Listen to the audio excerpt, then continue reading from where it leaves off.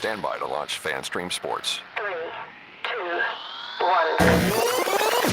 Let's start. Hello, sports fans. Welcome to FanStream Sports. Nothing but pure sports. This is the JP Show. JP, it is so good to hear you back on the air. Stand by. Now, here's JP. All right, welcome into a Tuesday edition of the JP Peterson Show. We thank you guys so much for jumping aboard. Our numbers have been going through the roof. We really appreciate your support. We got another great show for you today. We do it each and every day, 2 hours, Tampa Bay sports-centric sports talk, and we have a lot of fun with it. Hopefully we inform you, make you laugh, and make you think a little bit, and that's what we're here for. And my good friend and cohort here, IndyCar Tim, is with me from our Dallas studio, our DSP affiliate. What's up, partner? How are you? Yo. Good 34-degree morning here in the DF Dub. It's chilly. I got the heater on in the studio. Yeah, well, you know, the aliens need it cold, you know, because this is Alien Invasion Day. You know that, right? Yes. Like it's over after this. So don't pay the mortgage. Right? Do not pay the mortgage. Do not pay the alimony. Do not pay any of that stuff. Go buy yourself a car. Get to use it all for hookers and blow, because clearly you can do all you want and get away with it in this country. Yeah. Don't forget that. That's always important. That's always as long important. as your dad's the president, you can do whatever you want. You know, Tim, I'm a little angry right now after all this. We've been lied to. We've been lied to. We were told if we go to school and we're honest and we have integrity and we work hard, that the world is our oyster. We could do whatever. And my basic instincts were telling me all along, no, go do crack, hookers, blow, all you want, go at it. There'll be no repercussions. I knew it. We were lied to, and I'm not happy about it. Some of us did all that anyway. And no repercussions either? No repercussions. Who do you know? Who do you know? Oh, that's right. You're in the Rick Perry thing. Oh, that's right. You are connected. Okay. Yeah, Rick Perry is family friend, man. He was the biggest pardon I ever had. Yeah, there you go. Yeah, well, it's good to know. It's good to know. You had to sign the letter to get me into A&M. That might have been the biggest death sentence right there. Nobody's above the law. Nope. All right. Anyway, it's good to know that when the aliens come down, there will be law again. So we'll see. I went down the rabbit hole this morning on Twitter. I'm like, oh, alien invasion is trending. I'm like, look at this video. Oh, wow. This is awesome. All right. We'll get to that a little bit later in the show, though, when they make themselves known. Right. Well, by the way, our show, the JP Peterson Show in FanStream Sports, we will have the exclusive interview with the alien leader before anybody else. ABC, CNN, of course, Fox, they'll be on our show because they've probably been watching. They've been monitoring the show for quite some time. They watch every day. Judging by the comments that we get, they've been monitoring the show. They're all commenting every day too. I don't know which one of you are the aliens. Maybe Rick. It might be Rick. It's probably Rick, right? Probably Rick. Yeah. Because it's a higher intelligence, no question. It's either Rick or Buck's basement. I don't know. One of the two. Maybe both. Maybe both. We'll see. They're supposed to take off their skins today, so we'll then reveal themselves. So it's gonna be a big day. Lots of spaceships and shape. By the way, I think one of them is playing quarterback for the Cleveland Browns. Oh, look at that professional segue. We're 3 minutes in, 4 minutes in, and there we go. That's why you watch the show, folks. That's why you watch the show. We're just professional segues like that.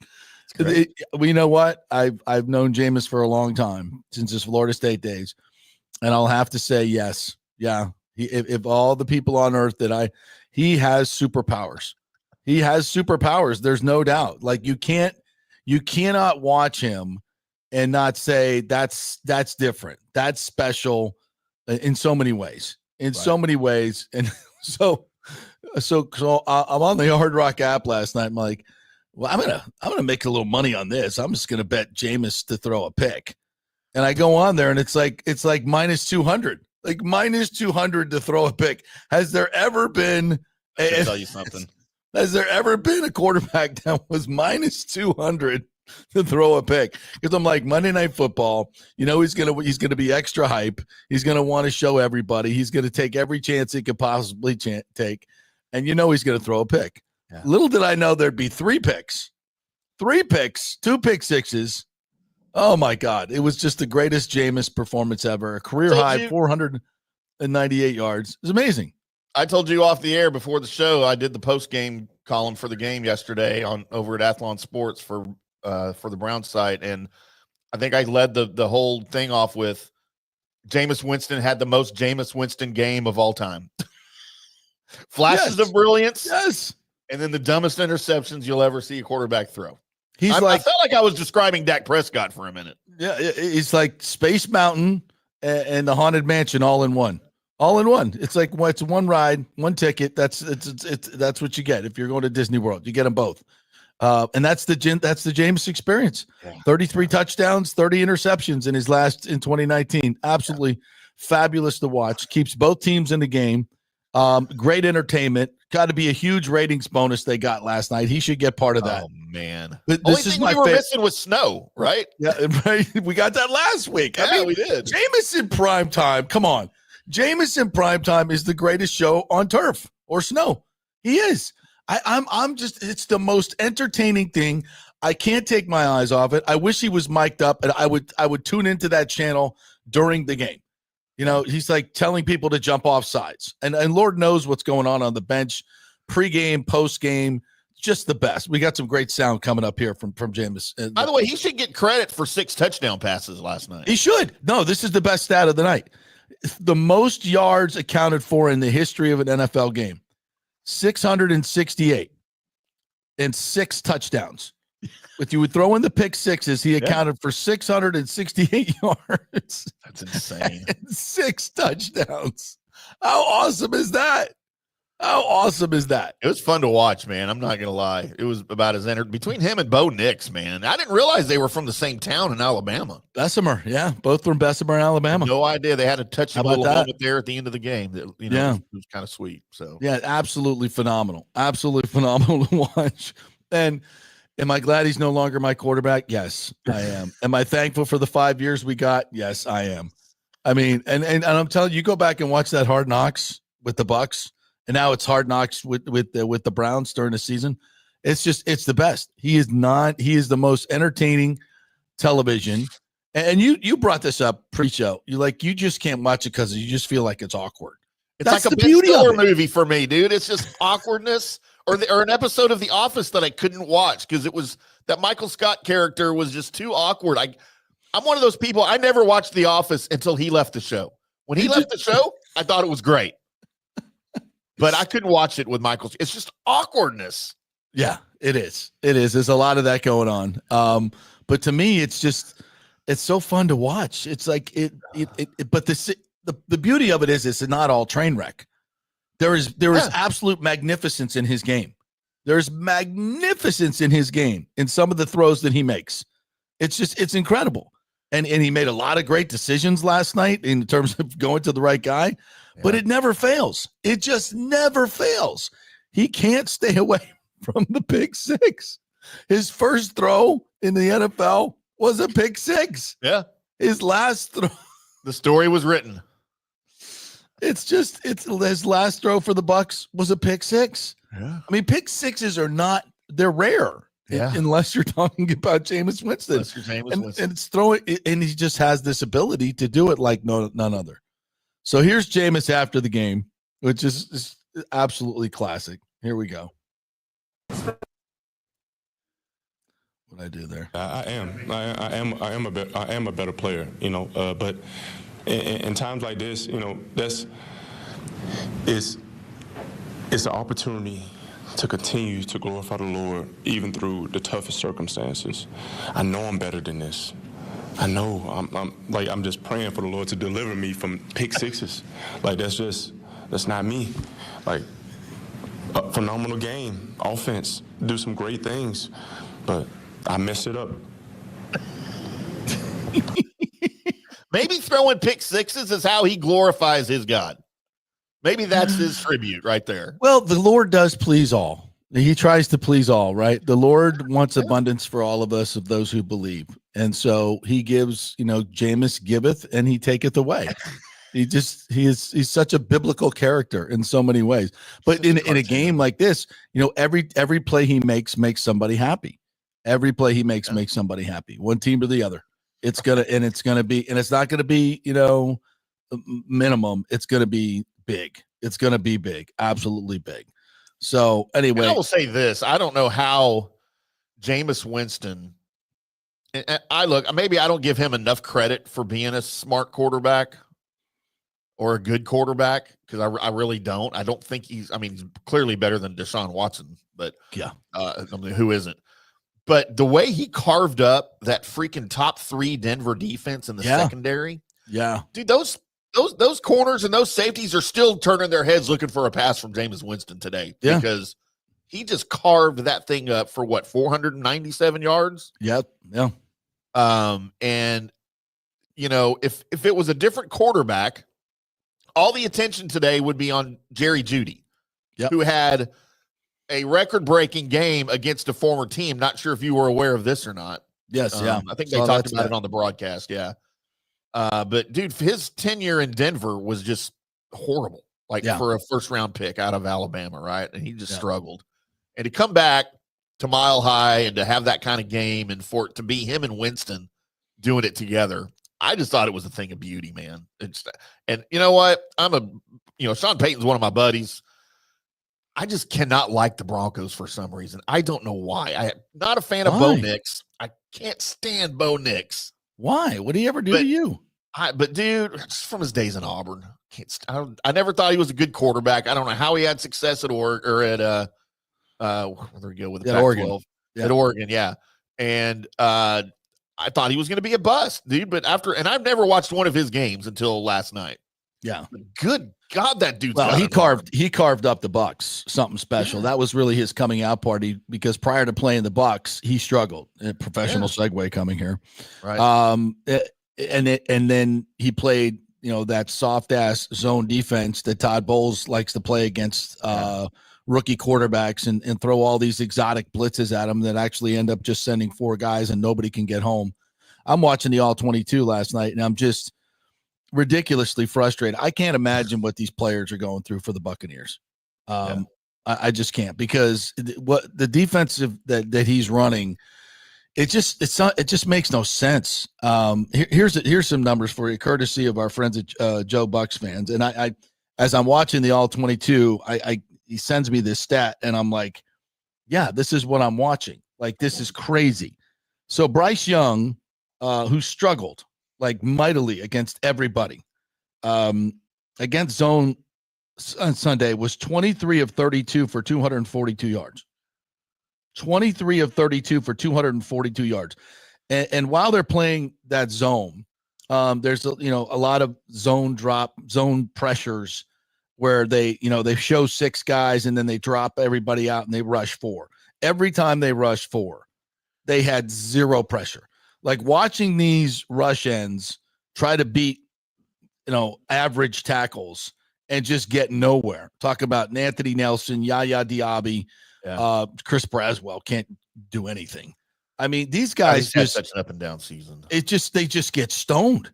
They just can't get pressure. They can't beat anybody. It's really bad. It's really bad. And when they sent 6 and played man behind it, they had great success. They gave up one big play, which was the one where Cansey comes free and almost gets Bryce Young, who makes an unbelievable escape, who rolls to his right. And I believe it's Izzy and jumps the route because he doesn't think Bryce Young can throw it behind him because he's running at an angle away from the rusher, which I probably would have thought myself. And Bryce Young makes this incredible crossbody throw down the sideline to when the guy went deep. That was a hell of a play. And Izzy, and yes, I actually will give him a little credit for trying to jump a route and get a pick, which our defenders never do. So he got caught, and that was the play. But as far as I can say, I'm not all the way through the all 22. That was the only time they sent 6 and they didn't have success. And you heard Mark Schleith on the broadcast saying, it seems like they're blitzing sometimes, but they really wouldn't. It would look like a blitz, but then they drop Vita Vea out, drop Cansey out, drop defensive lineman out, and send. It's not working. It's not working. You can say what you want, and I know Todd has a great reputation as a defender. Whatever it is, this defense sucks right now, and especially in the clutch. And if you're against man, by the way, he was 3 of 14 for 56 yards. So 3 of 14 versus man for 56 yards, 23 of 32 So 32 and 14, that's more than double the amount. I think it's more 50%. What is that? 100%?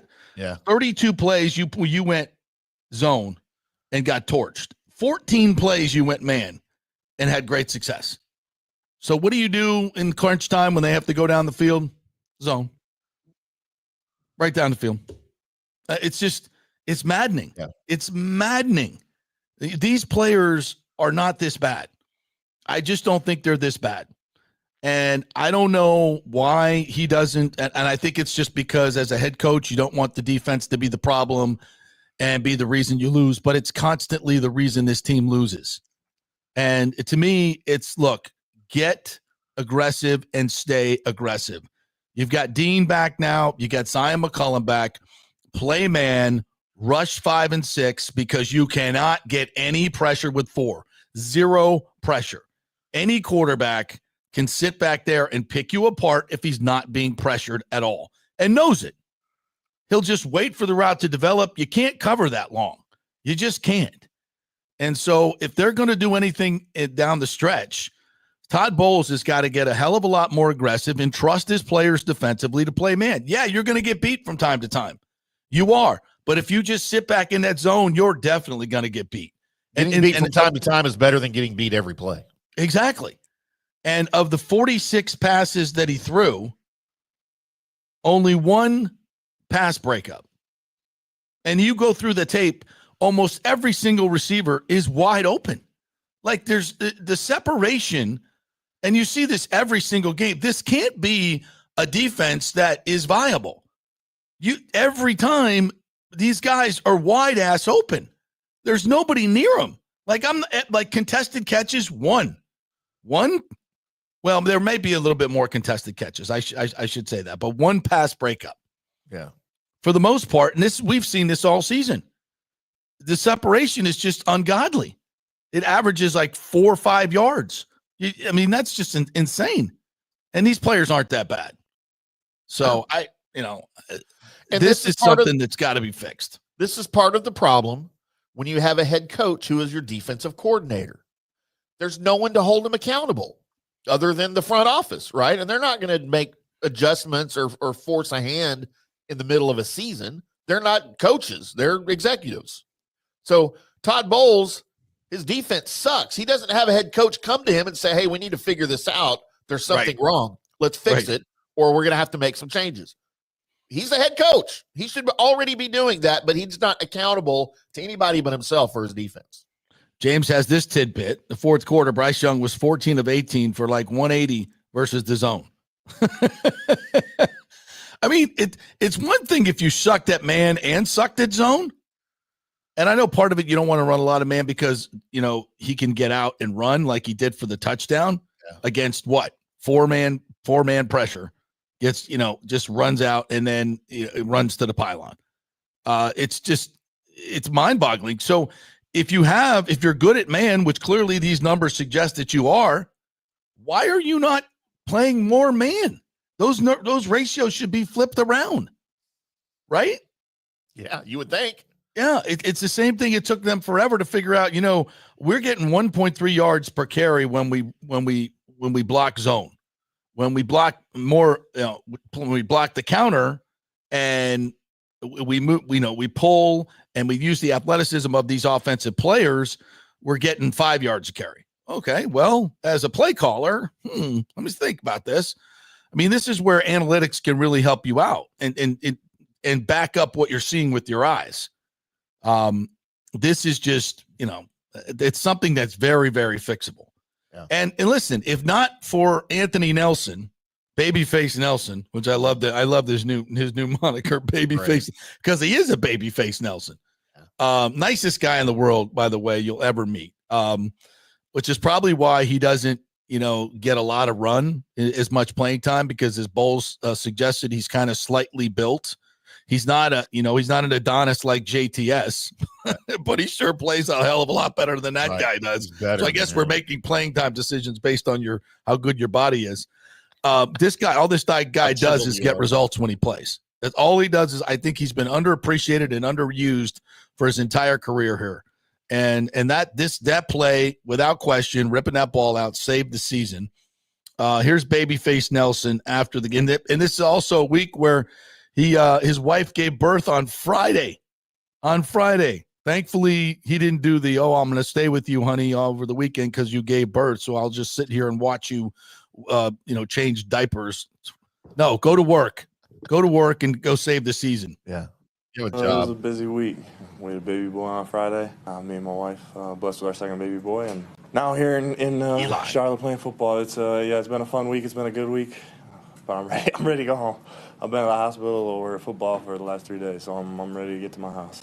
Plays just happen. That's why I like you play every play. You got to play hard. You got to attack the ball. You got to attack the runner when you're tackling, doing all the right things, and then eventually sometimes it just lines up. I was just glad Yaya was able to get the ball. I was a little nervous watching him trying to pick it up.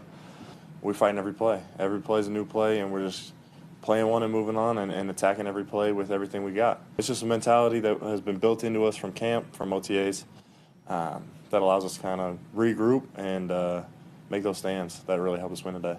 Does Mommy or does Eli get a game ball? Oh, yeah, they get game balls all the time. She can have whatever she wants. Smart man. Yeah. He already figured that part out. You know why I love Anthony Nelson? Why is that? Because he reminds me, and he shares a name with one of my all-time favorite television characters ever. Do you remember who Tony Nelson was? I Dream of Jeannie? Yes. Anthony Nelson. That's right. Yeah. That's all I can think of, man. That's all I can Cocoa Beach. Oh, Barbara Eden. Oh. I probably still would. And she's like, no. Oh. I thought as a kid, because I grew up in Hollywood.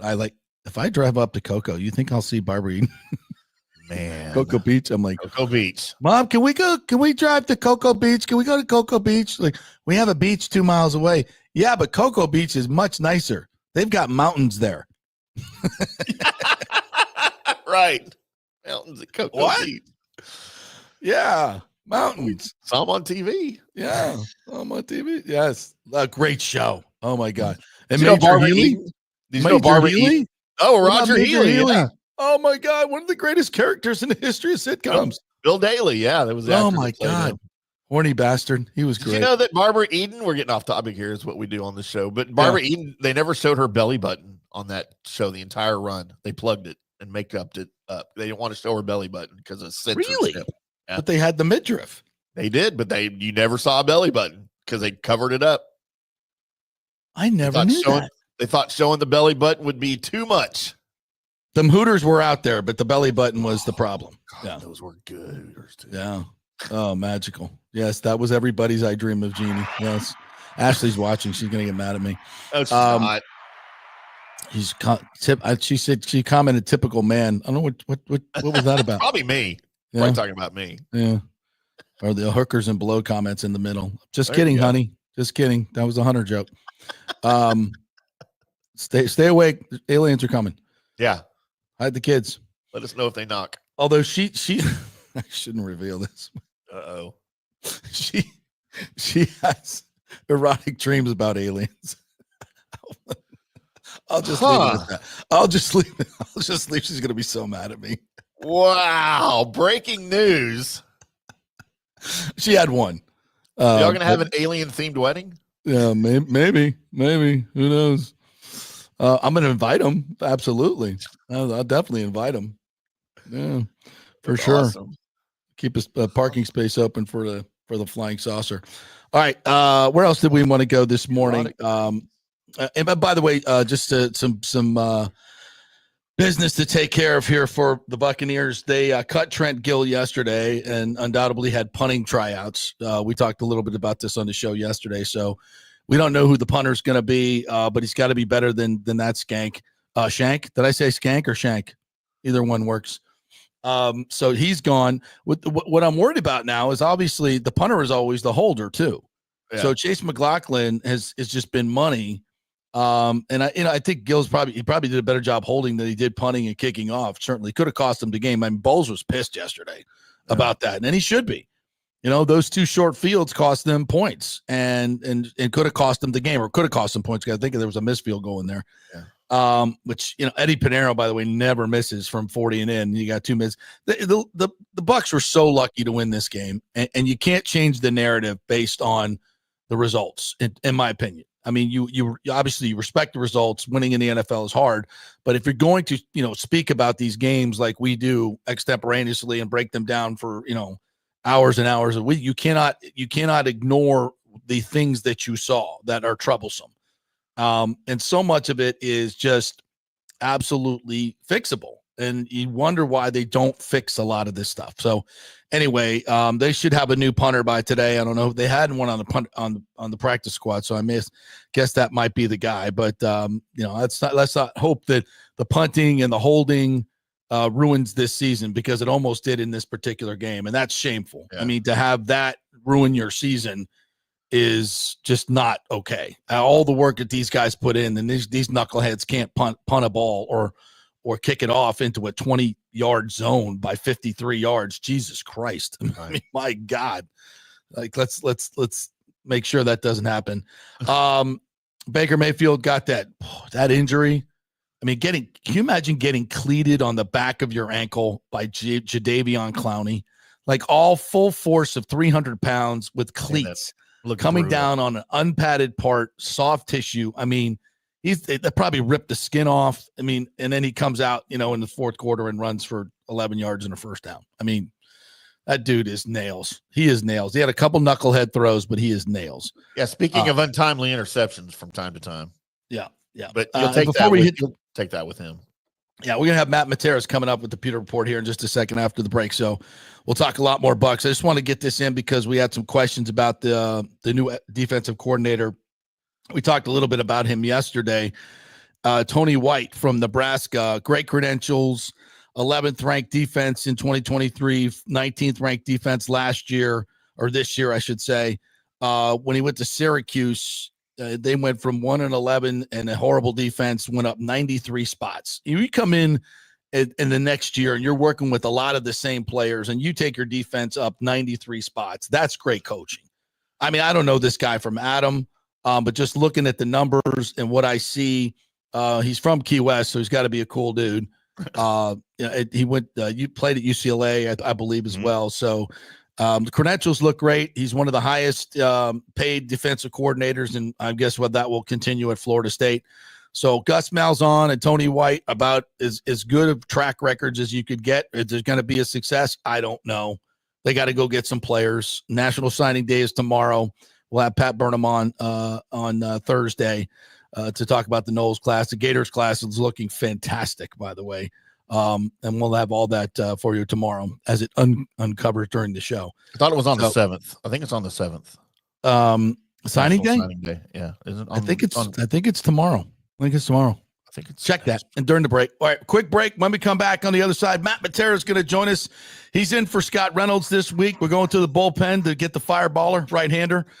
So we'll talk to Matt Matera when we come back. We're brought to you by the Jeeves Law Group and here in the Jeeves Law Group studio.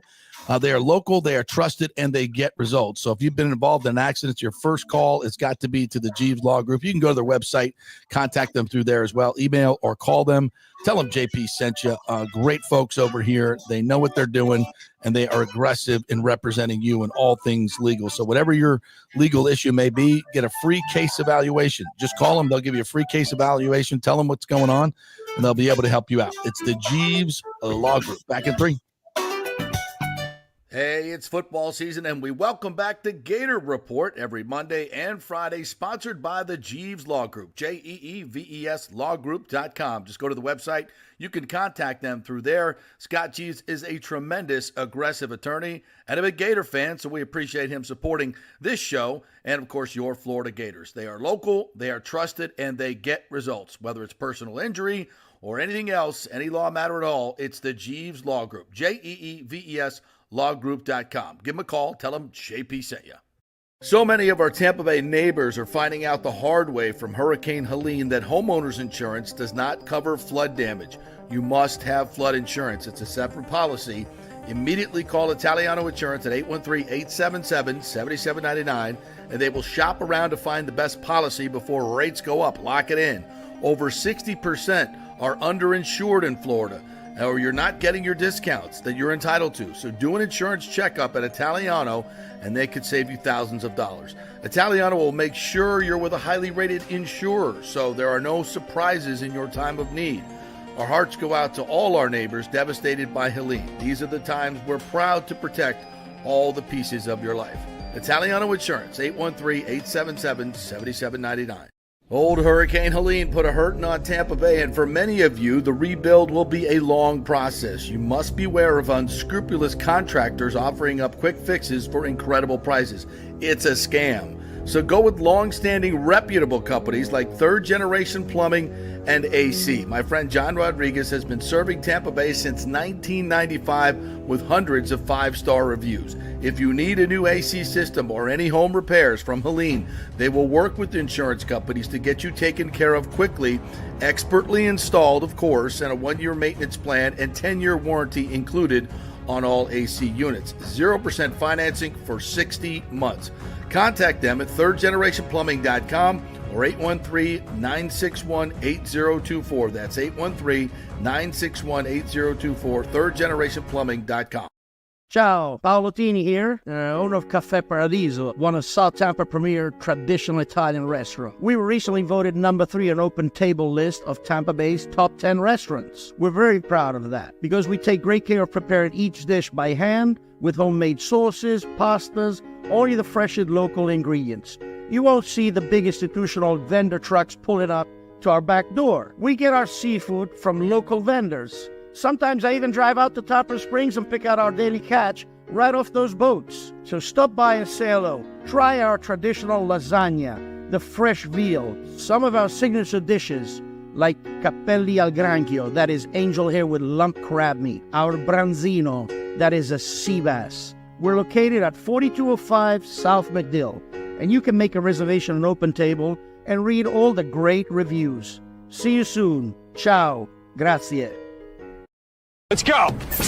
Right now. Back to the show on FanStream Sports. All right, welcome back to the JP Peterson Show, brought to you by Bay Area Modern Medical Center, BAMMC.com. They have a new exciting concierge medicine deal going on. We're going to tell you all about the details on that in the next couple of weeks. Talked with great Chris Lugo last night. He's transitioning into a new type of deal that you'll want to be a part of. Get somebody that will direct your health personally. I mean, direct by giving you the workouts 24/7. You can call him and get any prescriptions that you might need. Have any issues at all, you get his personal cell phone. You get to call him. Having a doctor on call for you personally that knows you 24/7, it's worth it. It's no question about it. And it's very reasonable as well. So we'll be telling you more and more about that at Bay Area Modern Medical Center. There's only going to be a few of these available. So you got to jump on it. So we'll give you the details starting tomorrow. Going to get that ad up and running for you. All right, let's welcome in our good friend Matt Matera from the Pewter Report. Scott Reynolds is on assignment this week. What's up, partner? How are you? Love that hat, by the way. Thank you very much. Yeah, I need a new golfing hat. Nice. Yeah, it's a Jordan hat. Yeah, a little bit different with the purple, but need a new golfing hat. But thank you so much for having me on. I'm doing well. Oh, absolutely. Love having you on. I listen to your pods every week, man. All of them. The 1,000 pods that you guys do a week. I listen to all of them. It's great stuff. It's very entertaining. You guys do a fantastic job. So glad to have you on. So I gotta hit you with this. I'm not sure if you were here for the Jameis years, but Lord, if you missed those, I'm sorry. They were so wonderful in so many ways, tragic and wonderful in so many ways. How about that performance last night? Had to enjoy that. Yeah, I was on the tail end of Jameis. I had him I was here for covering the Bucs for Cutters last year, and then obviously the first year Bruce Arians was the last year of Jameis. It was vintage Jameis. It was what makes him the most electrifying player in sports, not just football, in sports. You got the good, you got the bad, you got everything that encapsulates Jameis as a quarterback. So, yeah, it was entertaining for sure. Yeah, no question. All right, so let's talk a little bit about Sunday. As I was just saying, so many you got to love the way this team fights and plays hard till the end. And that's a special quality. It's a championship quality. You could tell that there's championship DNA on this team because of that. That said, if you're a Buccaneers fan and you're rooting for this run, what you saw Sunday was not necessarily what you wanted to see. You wanted to see a team go out there and execute and step on the neck of an inferior team. And I know Carolina's better, and I know they've been playing better, and they're playing at home, all that good stuff. But still, that was as sloppy as it gets. And if not for Anthony Babyface Nelson coming up with the strip of the year, with all apologies to the girls over at Mons, that was the strip of the year. 2001, the spaceship, since it is Alien Invasion Day. That was the play of the year, and it saved Bowles' ass. Let's just be honest, because if that doesn't happen and the Panthers win, what's the narrative this week? The defense is awful. It can't hold leads. What the hell's going on? So what's your overall take on this? Yeah, my main takeaway from that game, and it was thrilling, it was chaotic for sure, as we've seen the Bucs do from time to time. I look at it as overall a game where the Bucs were barely average, probably more mediocre, but they had a couple of heroes that saved the day for Tampa Bay. Obviously, Anthony Nelson was one of them, and really the only one on defense, unless you want to include Yaya Diaby recovering the fumble. Yep. And then offensively, the heroes were Mike Evans, of course, Bucky Irving, who was tremendous, and that Bucs offensive line. But Baker Mayfield had a bad game, but he showed his grittiness and his heart and his hustle with tying the game up at the end and then, helping the team win in overtime as well. The receivers, it's still, pretty much barren after Mike Evans. Cade Otton has not been the Cade Otton that he was when Mike and Chris were both out. So, a lot of average to mediocre play with a couple of heroes stepping up to help beat the Panthers.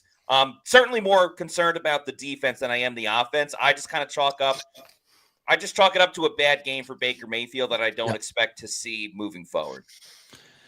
Yeah, as far as Baker goes, the toughness, I mean, I was just talking about this. I can't imagine the pain of a human being that big, Jadeveon Clowney with hard cleats on a somewhat cold day, just coming down on the back of your ankle, your Achilles. And Baker even said he thought, he ripped his Achilles because of that burning feeling. I mean, I can't. If you've ever played football and been stepped on by a hard plastic cleat, it freaking hurts. And the worst. A man that big coming down on your ankle on that side, just ouch. And then, minutes later, he's throwing a pick. That's bad. But maybe a few minutes later, he's running for a first down at top speed, like ankle be damned. I got to get to that first down. And then making great throws in overtime and to get the time to it's vintage Baker, but he's got to cut back on the hero ball. He's got to cut back. It was, you know what it looked like to me? Jameis. Yeah. Dude, know when the play is over. No, he's done such a great job extending plays that I think he's kind of gotten to the point where I can extend them in any way.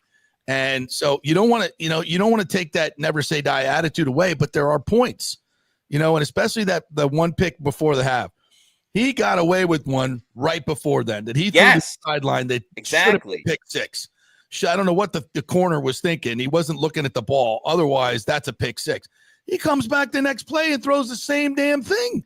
Like, so this is that was frustrating for me. What are your thoughts?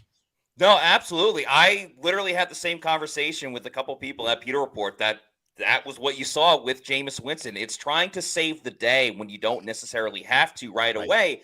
And, sometimes it does look amazing. It does look like a highlight reel thing, like when he's stiff-arming Bosa a couple weeks ago against the 49ers and gets the pass off. But in the same light, it's like when he gets away with those moments, it encourages him to do it more. And I'm with you. The throw right before the first interception was just as much of a bad play, but it worked compared to, the next play on the interception. So you don't want to take away the mentality that Baker has because, again, like you mentioned, when he sprints for that first down late in the game and when he has the poise to bring the Bucs back into it when it looked like they were going to lose the game, you don't want to take that away. But sometimes you do wonder, like, can he got through a full season last year. I don't know if he's going to be able to get through a full career with the Buccaneers with the physical style that he plays. And I love it. And I love that he wants to win as much as the fans want the Buccaneers to win as well, because he literally lives and dies with every single play. Can you tweak it a little bit? I honestly don't know. I think you just kind of got to live with it at this point. So for me, it's kind of like the Brett Favre syndrome, right? The gunslinger mentality. Yeah. You're going to have those boneheaded picks, but you're also going to have those incredibly awesome plays that he'll make with his arm, with his feet. And you kind of got to take that good with the bad, and you just hope those bad aren't in critical game situations that cost you wins, but I don't think a player like Baker Mayfield, and again, I liken him a lot to Brett Favre back in his prime. And I don't think you can take that away from a guy. You can't settle him down.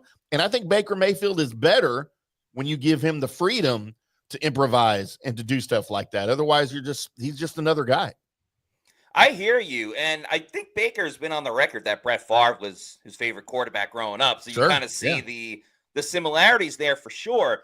I think what's difficult is, and at this point with this current Bucs team, Baker can't sling it as much because it's literally just throwing it to Mike Evans or dumping it off to one of the running backs. That's essentially the passing game right now. And the Bucs are still averaging close to 30 points per game. So I'm not really faulting what the offense is doing because it's been working for this entire season. I think where the problem lies a little bit, if you're comparing it to Favre, is just the different eras. And Favre could throw some interceptions, but still pass his way back into the game. Today's NFL with different schemes, game plans, the talent on the other side, I just don't know if you can get away with it in the same sense that Favre was able to back in the day. Yeah, defenses are a lot faster now than they were in the 90s, that's for sure. Right, indeed.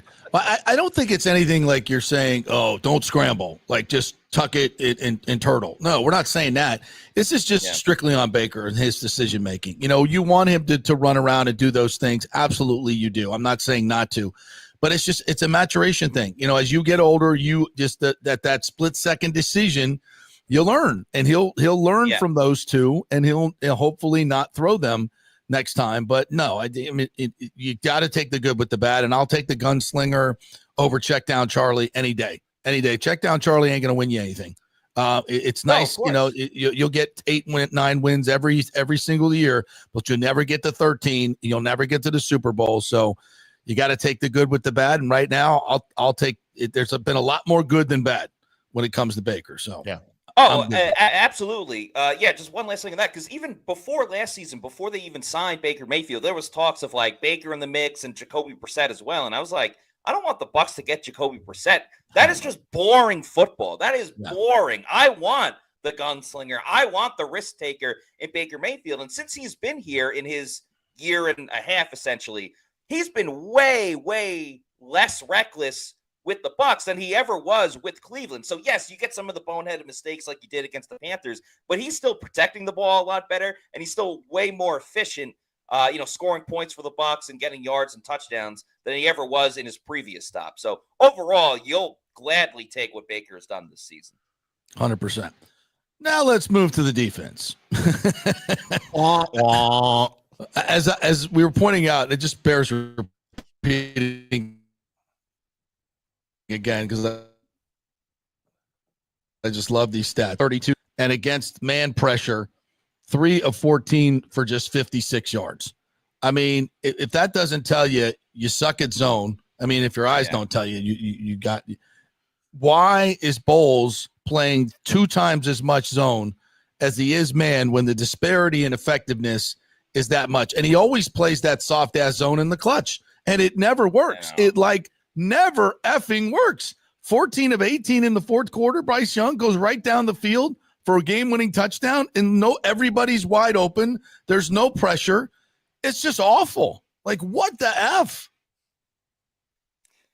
I legitimately think Todd Bowles still gets nightmares from the 2021 divisional round game against the Rams when they sent the house at the end and Stafford was able to throw it deep.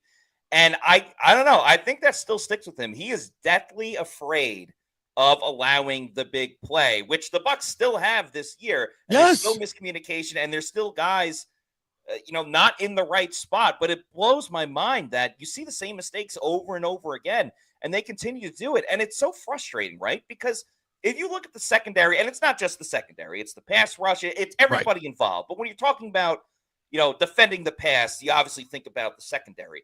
And individually, You look at Antoine Winfield Jr., an all-pro safety. Zion McCollum, a great up-and-coming player for this team. Jamel Dean, injury history for sure, but solid as a starting corner when he's available in the lineup. Tyke Smith, again, when he's available, has been really good as a rookie. But collectively, they just haven't gotten the job done. And some of it is Bowles, some of it is communication and stuff, which boggles my mind. We're in December, and there's still issues. That's coaching. Communication is coaching. If you're getting busts, then you're asking them to do too much that they can't understand it, or it doesn't matter. It's results driven. And when you're 6 yards from the receiver who's catching the ball consistently, that's just it's an awful scheme. Whatever you're doing ain't working. Change it. Yeah, the looks are the same ones that have been there for years. So it's not new. It's not something that the opponent hasn't seen before. And that's why you see Bryce Young, who struggled. He's played better for sure, but who struggled a ton this year, was able to carve up the Bucs on that last drive. We've seen other cases where, pedestrian quarterbacks look great. Even the great quarterbacks look fantastic. And every Patrick Mahomes and Lamar Jackson highlight reel is going to start with their games against the Bucs, and Kirk Cousins for sure. Kirk Cousins can't throw a touchdown against any other team. He's thrown 6 interceptions over the last 3 games, but against the Bucs, he's thrown for over 500 yards. Yeah. So that's my biggest concern, and it shows how bad the New York Giants offense is, by the way, when they played them 2 weeks ago, because they looked good against the New York Giants, and then immediately reverted and regressed to what they've been all season. So it's a huge concern coming down the stretch. It'll keep every team in every game. And even if the Bucs make the playoffs, God willing, I mean, how could you say this team is a Super Bowl contender? I think their offense can get them there, but their defense will certainly hold them back. At this point, I think it's a stretch to say that the Bucs would get out of the first round of the playoffs just based on their defense alone. 100% agree. 100% agree. And the thing about it is, to me, it's fixable. I don't think it's a situation where, man, we got no talent. We have too many injuries. Like, this proves it. Man, you play 3 of 14. And by the way, you cannot get any pressure with 4. Like, I don't know why you have anything in your, and it doesn't matter which 4 you send, by the way, because he sent, and I'm watching the all 22. I'm like, okay, this time it's Braswell, Vita Vea's, back in coverage. I have no idea what that's all about. It's all these, it seems to be cool, and we'll drop this guy. It doesn't work. Like, anytime you doesn't matter what 4 guys, unless you're going to go get, Shaq Barrett and JPP and bring back Warren Sapp, and it's not working. You can't get pressure with 4. They should never have a passing situation where they rush 4. It just doesn't work. Do something different, especially against a younger quarterback. But again, I think that's fixable. It's fixable. Like, be aggressive and stay aggressive.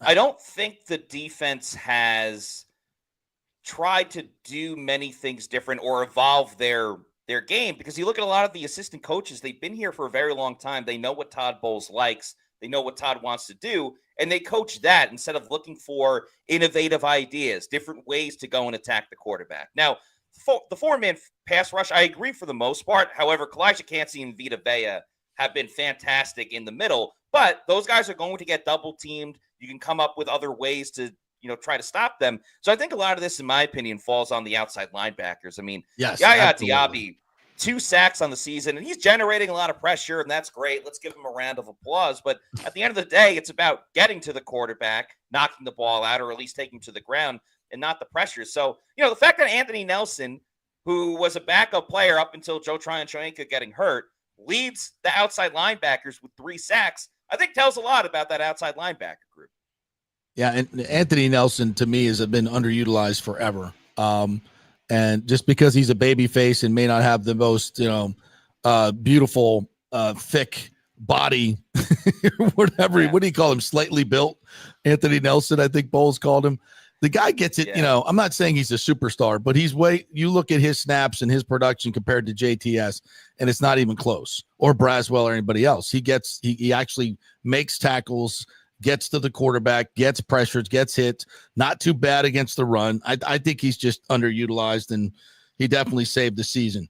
All right, who's the new punter? You? Who's punting? I'm willing to try out. I don't think it'll help. But yeah, they have a punter on the practice squad. His name is Jake Browning or Jack Browning. One of them was the former quarterback for Washington. The other one kicked at San Diego State. Punter, but Browning, rookie, played at San Diego State. He actually punted and kicked. So if they need an emergency kicker at some point, hopefully not, because Chase Money McLaughlin's been fantastic. Yeah, exactly. But he's an option, but I would imagine the Bucs are, holding tryouts this week and bringing in a couple of guys. So, yeah, I mean, that clearly needed to change. That was abysmal what we saw from Trenton Gill. So, it was the right move by the Bucs. And injuries, looks like Mike Edwards got a hammy. That's the one I'm very concerned about. Any word on that? Thoughts? He's getting an MRI, so, until those tests come back, it's kind of still inconclusive. They're hoping to get Tyke Smith back this week. Bowles said he'll know more on Wednesday. And, yeah, the freaking secondary. You finally get Mike Edwards. He looked pretty good against the Giants, almost had a pick, and then immediately gets hurt. It's just one of those seasons where the injury bug finds pretty much every position on this team. Yeah, when you bring guys in who haven't been playing a lot and then they go play 50, 60 plays, they typically get hurt. That's the problem with those midseason acquisitions, but hopefully he can get back because he definitely helps. All right, the Raiders are coming in. I guess I haven't watched them play much. They're kind of in disarray a little bit. I know they've lost quarterbacks. Gardner Minshew's down, so I guess O'Connell's up, or O'Donnell or whatever. Yeah. What are your thoughts on the Raiders coming in here? Well, obviously the first thing that sticks out, of course, is they still have Max Crosby, the defensive end, edge rusher. So he's the number one guy you got to stop. If you're able to stop him, you can do a lot against the Raiders. And on the defensive side, quarterback-wise, it's been insane. They started with Gardner Minshew, then he got hurt. They went to Aiden O'Connell, then they went back to Gardner Minshew. Now they're back to Aiden O'Connell. You have Desmond Ridder waiting in the wings. O'Connell actually looked okay against the Chiefs, but the Chiefs keep every team around. Yeah. But again, with the way that the Bucs play defense, and O'Connell had starting experience last year, I could see him having a solid game just based on what we've seen from Tampa Bay. So I don't think for the rest of the season there's any legit pushovers for the Bucs, the way that they just decimated the Giants a couple of weeks ago. Right. Playing at home certainly helps. So, hopefully they can find a way to generate pressure. O'Connell's not a Pro Bowl player by any means, but as we've seen, the Bucs have made pedestrian quarterbacks look good, and hopefully that's not the case for this next game. Yeah, you play soft zone, that's what you're going to get. All right, Matty, tell me what's coming up this week on the Pewter Report. Yeah, more Pewter Report podcasts on our YouTube channel, Pewter Report TV. We'll have one tomorrow, obviously previewing Bucs versus Raiders. We'll dive deep into that. And, just keep the content churning out on pewterreport.com where you can find all of our work. All right, my friend. Hopefully you survived the alien invasion today. Good luck with that. Live long and prosper, whatever the hell. Right. Thank you, man. I think Vulcans are going to invade us. Thanks a lot, guys. You never know. Appreciate it. It's great talking to you. How do you know it's not going to be the Vulcans? How do you know? I said, I don't think. It's the Sumerians. The Sumerians are coming back. They're the ones that are coming back. Yeah, the ones that visited the Sumerians. And yeah. That's why they had that advanced civilization. You ever seen some of their cave paintings or whatever the hell they have, their art? Like the flying saucers and sucking people up and stuff. Like, who's making that picture out of their imagination 5,000 years ago? They saw it. I mean, they're drawing pictures of astronauts in space helmets and stuff. Why did people just ignore this stuff? I was watching this. I was watching this video, oddly enough, this morning because it popped up, and it's this guy who worked in Area 51 on his deathbed, and he does this whole UFO presentation. I don't know why I haven't seen this before. It's like back in 1984, I think it was. Dr. Bob Byerson, I think is his name. And he's got these, storyboards he's bringing out, like the ones you did in 5th grade that kind of fold out and you set on the table. And he's got all the pictures, like, here's the piece of the alien stuff. And then, and when I put the UFO material underneath it, this thing weighs 100 grams. And when I take it away, it weighs 650 grams. That's how they do anti-gravity. I'm like, And like, this is not this is not some fake video that this is made with a camcorder in 1984. And I'm like, and he's got all these pictures and he's got pieces. And I'm like, what? Like, why haven't I seen this before? That all got shut down real quick. Yeah, it did. Right. Yeah. I'm like, holy hell. I mean, he's got pictures of the aliens. He's got photos of them. That's how they get you. I don't know. They're coming back. They're on their way. They are. All right, we'll take a quick break. You got some interesting college football sound coming our way, right? I do. Tease that. Yeah, college football. The hypocrisy of the college football playoff, even in a 12-team bracket, as presented by Texas Tech Big 12 head coach Joey McGuire. Ooh, I can't wait. Alabama's getting in, by the way. Hurricane fans. That's a travesty. Oh, bend over. Bend over. You're going to see what it felt like for us last year. Yep, no lube whatsoever. Get ready to take it. No lube. It's a risque show today. All right, we are brought to you by the great folks at the Gold and Diamond Source. It's the holidays, folks. You're doing your shopping. They had their big Black Friday sale last week. Hope you got in on that deal that we told you about.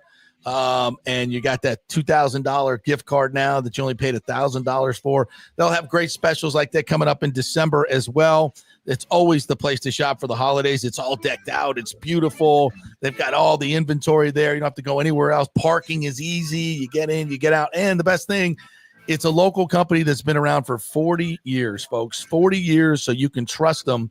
You know that diamond that you're buying is exactly what they tell you it is. You don't know it if you're buying it offline. It's probably a fake lab diamond, right? Or you go to some shop you've never been to before. You have no idea what you're buying unless you go to the Gold and Diamond Source. And they're trusted. They have the best selection, the best prices. And again, they are local. Keep everything local this year if you can. Back in 3, some college football. Stay with us. Hey, folks, let me tell you about Bay Area Modern Medical Center, a very different kind of approach to primary care. Personalized preventative medicine, not a one-pill-fits-all mentality.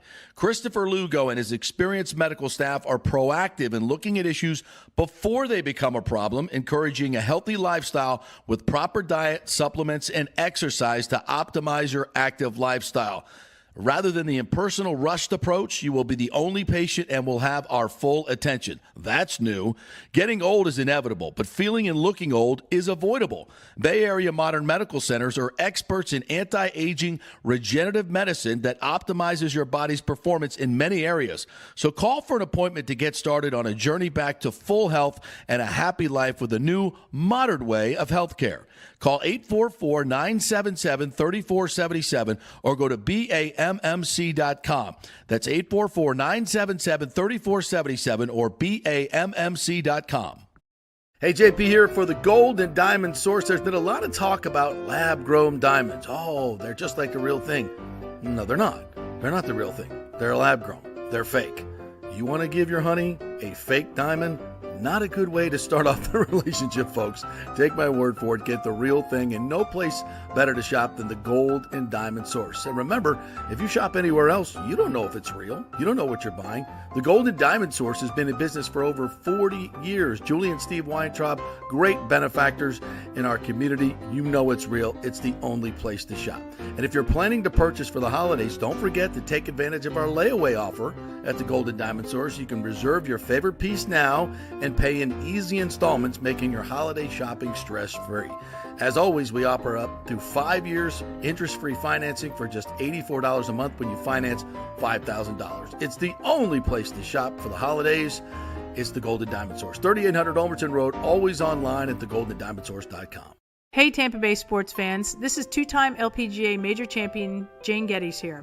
After winning the U.S. Open and 10 other LPGA events, I wanted to try something completely different. So I came right off the top turnbuckle and landed in the crazy world of WWE. And yes, you heard that right. That's WWE. Working for the Vince McMahon as the VP of Talent Relations for the company. Now, though, I want to work for you. Everything I've done in my life, I've done with incredible passion. And now I've turned my focus to leading the best real estate team in Tampa Bay, the Gettys Gordon Group with Keller Williams in South Tampa. If you're looking for a new home, an investment property, or looking to sell your current home, we will give you major championship level service. When you choose Gettys Gordon Group, you become part of our inner circle, like family. So if you're looking for a few golf tips or a golf course view, we're going to stripe it right down the fairway. Call me at 813-485-6808 or go to gettysgordongroup.com, or again, give me a ring at 813-485-6808. Let's go. Right now. Back to the show on FanStream Sports. Welcome back to the JP Peterson Show right here on FanStream Sports at fanstreamsports.com, the FanStream Sports mobile app, our YouTube channels, or wherever you get your podcasts. It's the JP Peterson Show with the man himself, the man, the myth, the legend. I was trying to make some coffee, and I couldn't even do that in the break. Couldn't make coffee? What's that? You couldn't make coffee? Yeah, make coffee in the beautiful new studio. Because the break's too short. See, I don't have time to go to the bathroom anymore during breaks. We made our breaks so much shorter. Yeah. I don't have time to go to the we bathroom. don't want to make them 8 minutes because that leads to bad things. Evidently, people don't like that. And no, that's like terrestrial ratings radio tank crap dramatically when you do that. I don't know why. But, no, I get it. I get it. I'm just saying I got to bring a cup with me to the studio now. By the way, we now have rooms for a couple new sponsors. We try to keep it to, around 8 to 10. So we have rooms for a couple new sponsors. So if you're interested in joining this wonderfully affordable and high valued podcast as one of our local supporters, we love local companies. Jump aboard. Just email me, jp@thejppetersonshow.com, jp@thejppetersonshow.com. And we don't say this enough. We have a link tree as well. You can go to the link tree on our bios there. And if you want to support the show, you can gift us, support us. We're non-corporate media. We could always use your support. Absolutely. We run on a very tight budget. We ain't these big ballers over here that are chasing billions of dollars, public money and all that stuff. They don't like us very much. The corporate media and those big, they don't like us very much because we kind of expose them and talk. We keep it real here as much as we can, without getting sued. So we appreciate any help you can, you want to gift us something. We would love to take it and put it right back into the business. I got to pay this guy. You know how much it costs to maintain that beard right there, just in product alone right there, that thing. It's thousands and thousands of dollars a month. So please support the show where you can. JP, did I tell you about the now that I'm going to say it out loud, maybe creepy thing that happened to me on Instagram the other day? Ooh, no, I can't wait though. I had some random account message me privately on Instagram, which you get all the time. You get the spam ones all the time. Yeah. This one looked a little bit different, called me by name, mentioned my radio show, the Colby Sapp and IndyCar Tim show. Ooh. Specifically, and said, I just graduated from beauty school. I'm working for a salon in the Colony, which is right down the street from me. I don't know how she knew that. I would love to maintain your beard for free. If you would just come in, I will do it for free. But I just want you to mention my name and give me some. I'm checking out her picture. I'm checking out her picture. I'm like, all right, I could be into this. Okay. Right. So my appointment is next week. So keep us up to date on that. We'll see. Yeah, she's a very attractive young lady. I'm not sure how young. That's the problem. Wow. So wow. I might see, depending on how the first appointment goes, I may see if I can swing that into a date. Is that creepy and inappropriate on my part or on her part? No, she reached out. She's clearly interested. So yeah, absolutely. Right. Good luck with that. There you go. We got. I don't know if this is breaking news because we kind of broke it a couple weeks ago with Ken Hagan. But Channel 8 reporting this morning that Tampa and Hillsborough County leaders may once again be ready to play ball. This is one of my pet peeves, bro. So everyone, I worked in the newsroom for 25 years. And every once in a while, you'll have the news department cross over to doing sports stories. And every time they do it, they just have this insatiable need to do sports puns. Like you can't, the Hillsborough County officials are ready to play ball with the Rays. They're hoping for a home run this time. I mean, it's like, please stop. It's not innovative. It's not creative. You sound like an idiot. Like, it's not catchy anymore. Yeah, this is not the 80s. But it's every time a news person does a sports story, they feel this insatiable need to do this. Because it's their one chance. It is their one chance. They're holding on to those for their entire journalistic lives until they can finally do a sports story. And they have to have that release. Oh, my God. Once again, are ready to play ball with the Rays as the team and Pinellas County leaders remain at odds over the new stadium deal. The Rays will play the 2025 season at Steinbrenner Field in Tampa due to damages to Tropicana Field. The Tampa Sports Authority's agenda for their Tuesday meeting includes a discussion about prep work for the facility. Commissioner Ken Hagan and his says he's virtually met with members of the Sports Authority and Mayor Jane Castor about possibility of creating a permanent home for the Rays in Hillsborough County. There's economic as well as quality of life benefits associated with any major league franchise, Hagan said. According to Hagan, county leaders will respect the ongoing negotiations, blah, blah, blah. Quote, most important thing was for the team to remain in Tampa Bay for any reason. If things do not work out, the door would be open. We have the same position today. That door should be open and we can resume conversations. Everything he already told us 2 weeks ago. Renderings show a previous proposal for a new stadium in Ybor City. Commissioner Joshua Wolstall worries building a facility in Hillsborough would be a loss for taxpayers. This guy I already hate. They are hard. I saw an interview with him earlier, and he's just like, blah, hates anything to do with sports. I'm a nerd, and anyway. They are hard at work to try to put together these economic impact statements to try and justify taking more of your hardworking money to subsidize these billionaires, he says. This is one thing that pissed me off about this Channel 8 report they did like last week, and they had this guy Wostall on. They do an interview with Ken Hagan, right?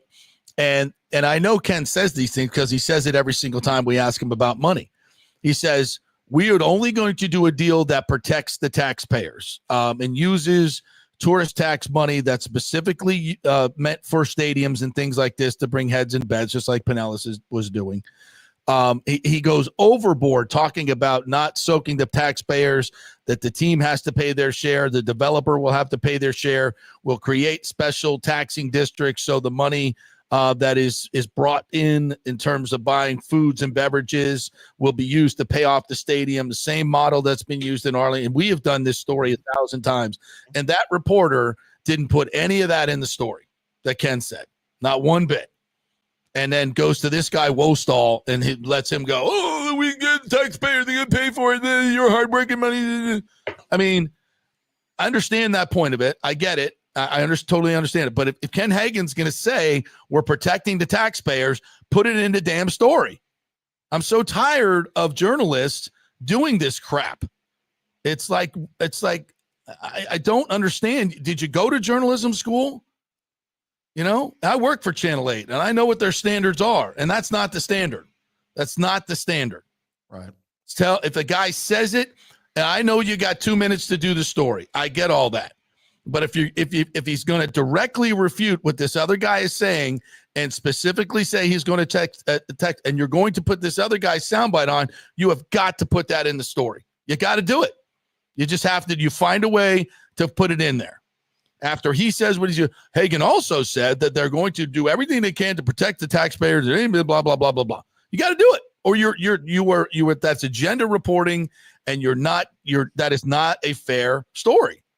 Bottom line, there's journalism. I'm so tired of this. There are journalism ethics and morals. And if you're reporting as a journalist, you tell both sides of the story. And if somebody says something, you don't omit it just because it doesn't go with your narrative. That's not journalism. That's propaganda. Yep. Be better. Sorry. No, that's a valid argument. Valid argument. And that's You know what that's the definition of? That's misinformation. It's misinformation. That's exactly what that deal is. With on a national level all of the time. Everyone's familiar with it, and it does creep down to the local levels in government and journalism, and it sucks because now the people that read that will only have half the story, and they're supposed to make up their mind on this topic reading half of the story, which makes no sense. Yes. That's why it's dangerous. Okay, we have before we get to the coach, can we do some comments here because we've ignored our commenters for the most part. Oh, I had one real quick. Yeah, that I wanted to get to specifically. Okay, let me jump on that real quick. It was from James right here when Maddie was on and we were talking. Here at the end, he says, "Oh, that's not it. Where are you, James? Where's the one I saw right here?" Here at the end here, he says, amazing. We're spending an entire segment chastising Baker. Bucs should extend Baker. I don't think any of us are anti-Baker here. No. I'm one of the biggest Baker fans there are, and I think he's good for the Bucs, and I think he's a good quarterback. Yeah. We're just pointing out that there are some negatives to go along with his many, many positives sometimes. And I don't know about extending him because you got him for 2 more years. You don't quite want to do that right now. That's a little silly, but I do understand that next year. Yeah, you can do that next year. But yeah, we didn't spend an entire segment excoriating Baker. We pointed out the good and the bad. This is what we told both sides of the story. Is what we did, James. So yeah, we're big Baker fans. Not misinformation. Don't get it twisted. Yeah. All right. Rick says the alien invasion has been going on for years. It's called the Southern Border. Thank you, Rick. Thank you. He says Jameis can guarantee that either team will win. Yes. And if you bet on him to throw a pick, you will win. Have to imagine, says Buck Basement, if the Rays are successful this season and the fandom shows up to the games, then I have to imagine Tampa are going to put big pressure on Stu to sell the team to them. You know what's interesting about that? Like, would a municipality purchase the team? Because then you can control all the revenues and certainly pay for your stadium. I don't think most municipalities have that kind of bankroll. I don't either. But conceptually, it's not a bad idea. The Packers are owned by the fans. They have a board of trustees and all that. So they don't have it's not owner. Yeah, it's not like a local municipality, though. Yeah, I always thought about this is like, why don't the municipalities, Christopher? If the government owns anything, they'll screw it up. So we want no part of that. Right. But it's kind of an interesting concept. If like a city or the fans, we come up with a collective. We all throw a couple bucks in the hat, and we have a board. Fans elect the board of directors. One person is elected as the chairman of the board. Brad Johnson, whoever. And then he has a board of directors who, chooses the GM and the coach and all that. Everybody's invested. Kind of like that. So does that mean if the city of Tampa owns the Rays, every time there's a new mayoral election and a new mayor takes office, he can fire the coach because if he doesn't like them? Yes. That's a referendum. Let's go. Let's go. That'll get people to the polls. Seriously. That carnival. Like local elections get like, what, 20%? You do something like that, and 90% turnout. Like fireballs. That's a mayoral candidate. That's his entire platform. I'm going to make the Rays a contender. We're going to spend money, not like that cheap bastard. Yes. Screw road maintenance. We don't need new bridges. We need a new freaking leadoff hitter. We need a 4-hole hitter, for God's sakes. Get us some power. Who needs sewage? Come on. Let's go. I don't care if trash is in your front yard for 3 weeks. We got to get some pitching. Have you seen this bullpen?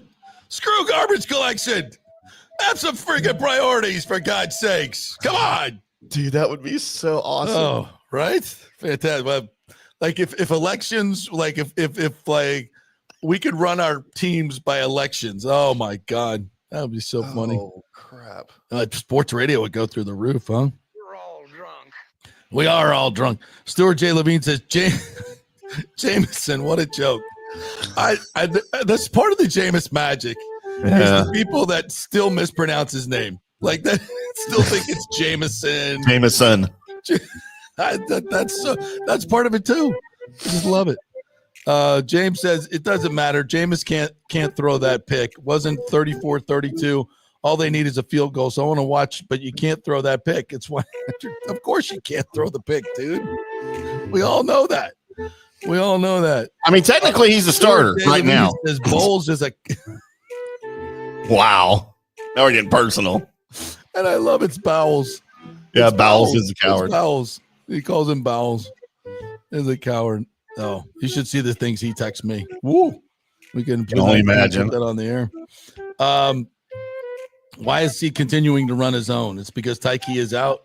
I don't know, bro. It's just look at the numbers. Todd Bowles' defense is the NFL slump buster. The Denny's waitress hit 3. Rick, you're a treasure. I mean, they made Bryce Young look pretty good.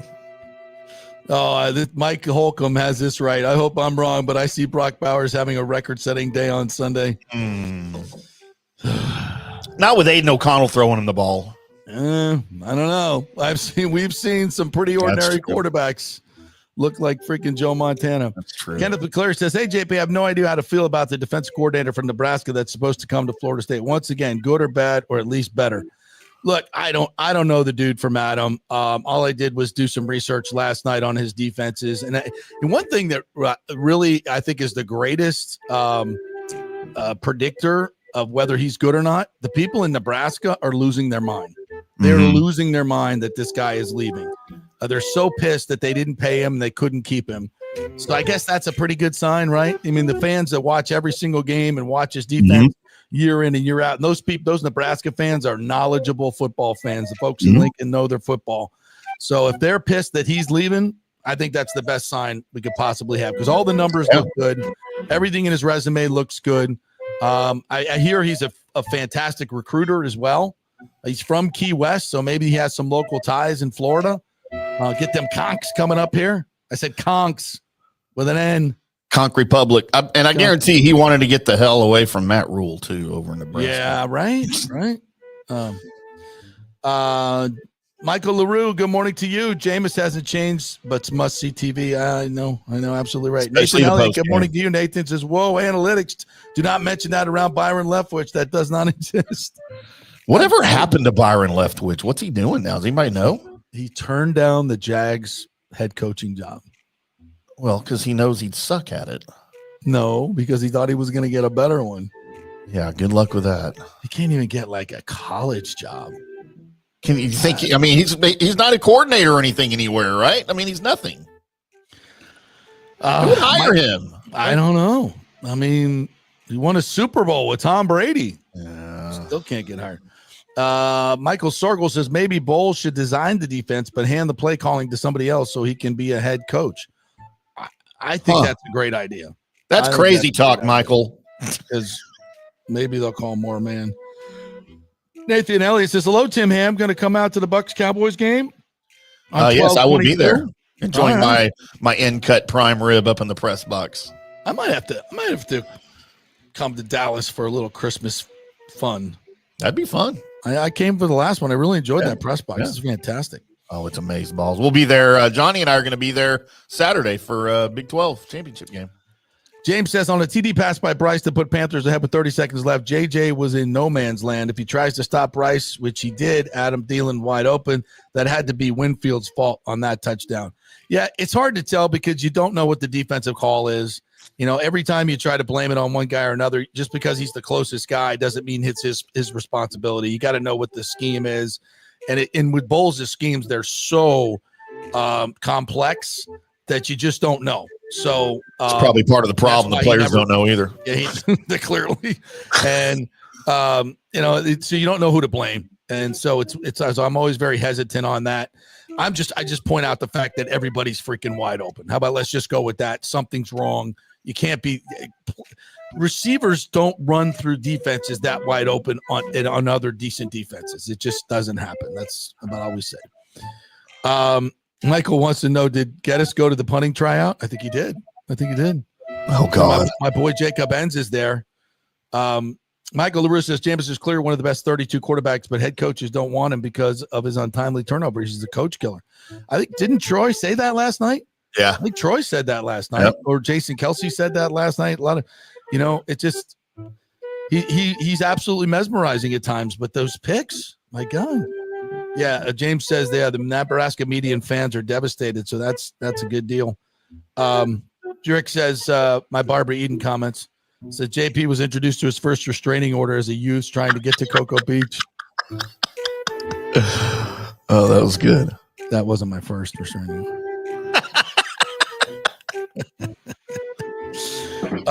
Yes, I do listen to Peter Pert, but not during the games. I got to watch the games and listen to the great insight from folks like Mark Schlereth, who I think does a great job as an analyst. I think he does a fantastic job as an analyst. I always like Chris Myers and Mark Schlereth, great booth. I think Mark Schlereth says things for shock value sometimes. That's my only issue with him. I just think he tries to be a shock jock. I think when he's maybe doing more on his podcast than on the broadcast. Yeah, I think it's more the broadcast. I don't think he does a lot of that. Thomas Casper says, still think Shaq B will be a big help on Todd's D. I mean, nobody else can win off the edge. So, I mean, if he's in shape and his Achilles is healed, is he better? I mean, I don't know. Could it be worse? Yeah, I guess he could. Yeah. Christopher Cole says, got to play press man 85% of the game. Yeah, flip those numbers, man. Flip those numbers and see what happens. How could it be worse, right? Will Aiden O'Connell throw for 300 yards against the Bucs? No. I'm going to say no. I'm going to say yes. I don't think so. Nathan Elliott says, whoop, whoop. You watching the Pewter Report tomorrow at 4? Yeah, you will. The Vulcans made first contact. It's a great reference, Nathan Elliott. I got you, boo. Yes, that was a great movie. That was a great movie. That was Jodie Foster. No. That was Contact. That was Contact. Yeah. That was Contact. First Contact great was the movie, Star by Trek the way. movie. It was a Star Trek movie. First Contact was a Star Trek movie. Right. You a Star Trek fan? Oh, yeah. Love Star Trek. Oh. Speaking of like your youth and hotties on the screen, Captain Kirk. Oh. But it's, by the way, if there is some alien invasions, like I hope they look like the girls on Star Trek. Remember those hotties? Yeah, that green chick. The green one. Kirk made out with. She was smoking. Make out with a green chick on you. I never thought, of course, color doesn't matter. It never matters. No. But because the green girl, no matter what world you're from. Right. Absolutely. What about the 3-boobed alien from Total Recall? The more the merrier, right? I mean, right? If 2's good, 3's better. I don't know. 3's got to be better, right? I don't know. I won't even be able to get home after today's show. Oh, you're in trouble. I am in such trouble. You're in trouble. I don't think I ever actually addressed this part of it. I went off on my journalism rant. Tampa Sports Authority meeting about the Rays at 4 p.m. today. Listen, I think a lot of this is going to be, what can we do with the stadium? And I think there's a lot you can do with Steinbrenner Stadium because there's room in the outfield and room down the left field line to do some stuff as well, to put in some temporary bleachers, I think, to get it up and maybe get the attendance up. There you go. On today's show. Careful. So I think that can work. That may be what they're talking about today. But listen, I've said this and I'll say it again. There is a groundswell. There is a groundswell of things going on. Quick story. So I run into somebody on the TSA, Tampa Sports Authority, who's been talking about all this stuff and is definitely in the know. And it's not Eric Hart, by the way, who runs the TSA, but somebody else on the board who will remain nameless. And I ran into them in the Channel Club, and I'm like, "Hey, what's going on with the Rays?" And they had this weird, they're normally very "Hey, what's up? What's going on?" And so they were like, "Oh, I don't know." It was like, what? What was that reaction? It was completely shut it down. I can't talk about anything. So I'm like, that's interesting. But also, there is definitely a groundswell. People are talking. A lot of people, former politicians in the Tampa Bay area, big money people. There's just, I'm a member of Palmacia. I hear things. Okay. Where all the big money is in South Tampa. I hear things. right? And there's scuttlebutt. There is definitely scuttlebutt about a owner, a local owner.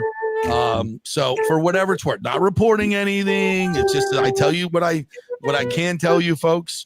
And I'm just telling you, there's been scuttlebutt. The fact that Ken Higgins is being as aggressive as he is and doing things tells me something, because he wasn't in that mode 6 months ago. He was not even close. Things have totally changed in the last month as far as his approach. So just that's all I'm telling you. That's all I'm going to say. That's all I'm going to say. Things are happening. So what's today's meeting about? We'll see. I think it's more about getting ducks in a row and make sure they're ready if and when the time comes.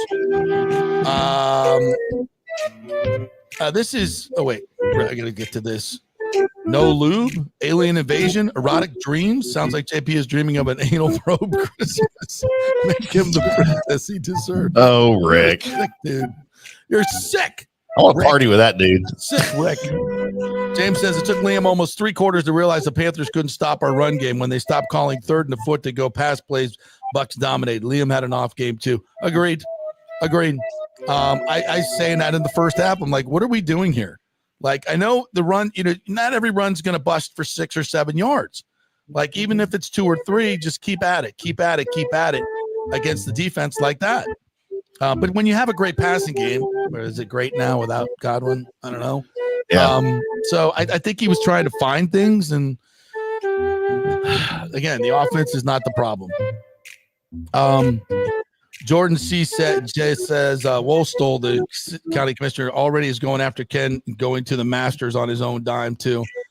I'm just like, I don't know what that's all about. I saw that in the paper, and they always have a hard on for that type of stuff. Despite Ken claiming everything through the proper channels, he still assaulted his morals, character unnecessarily. I may have missed something on that, so I apologize if I missed some back and forth on that.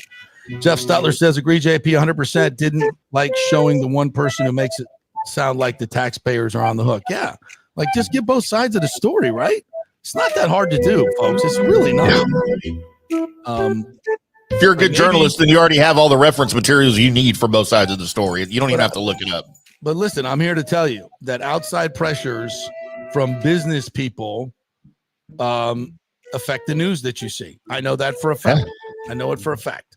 And like I said, back in the day when I was working at Channel 8, if someone from advertising was even seen on the news floor, it was like, what's going on over there? They're not supposed to be here. If anybody from management was seen on the news floor, it was like you're in the news director's office and you're out. Like it was like that's not the way this works. We're an independent news organization. Now it's like, they're handing lists, people that you can't. Well, I won't go there, but let's just say, yes, it affects now. And I'm not calling Channel 8 out in particular. I'm not doing that at all. It's across the board. It's corporate media. It is what it is. Jordan G says, I love Baker, but deep down inside, after he got judo thrown, didn't know that was legal. I wanted to see Travis fall out and Bledsoe him. Really? Come on. Oh, Jordan's a big gator. He's a big gator, I think. Well, he needs to get off the Kyle Trask train because that ain't never happening. Come on, bro.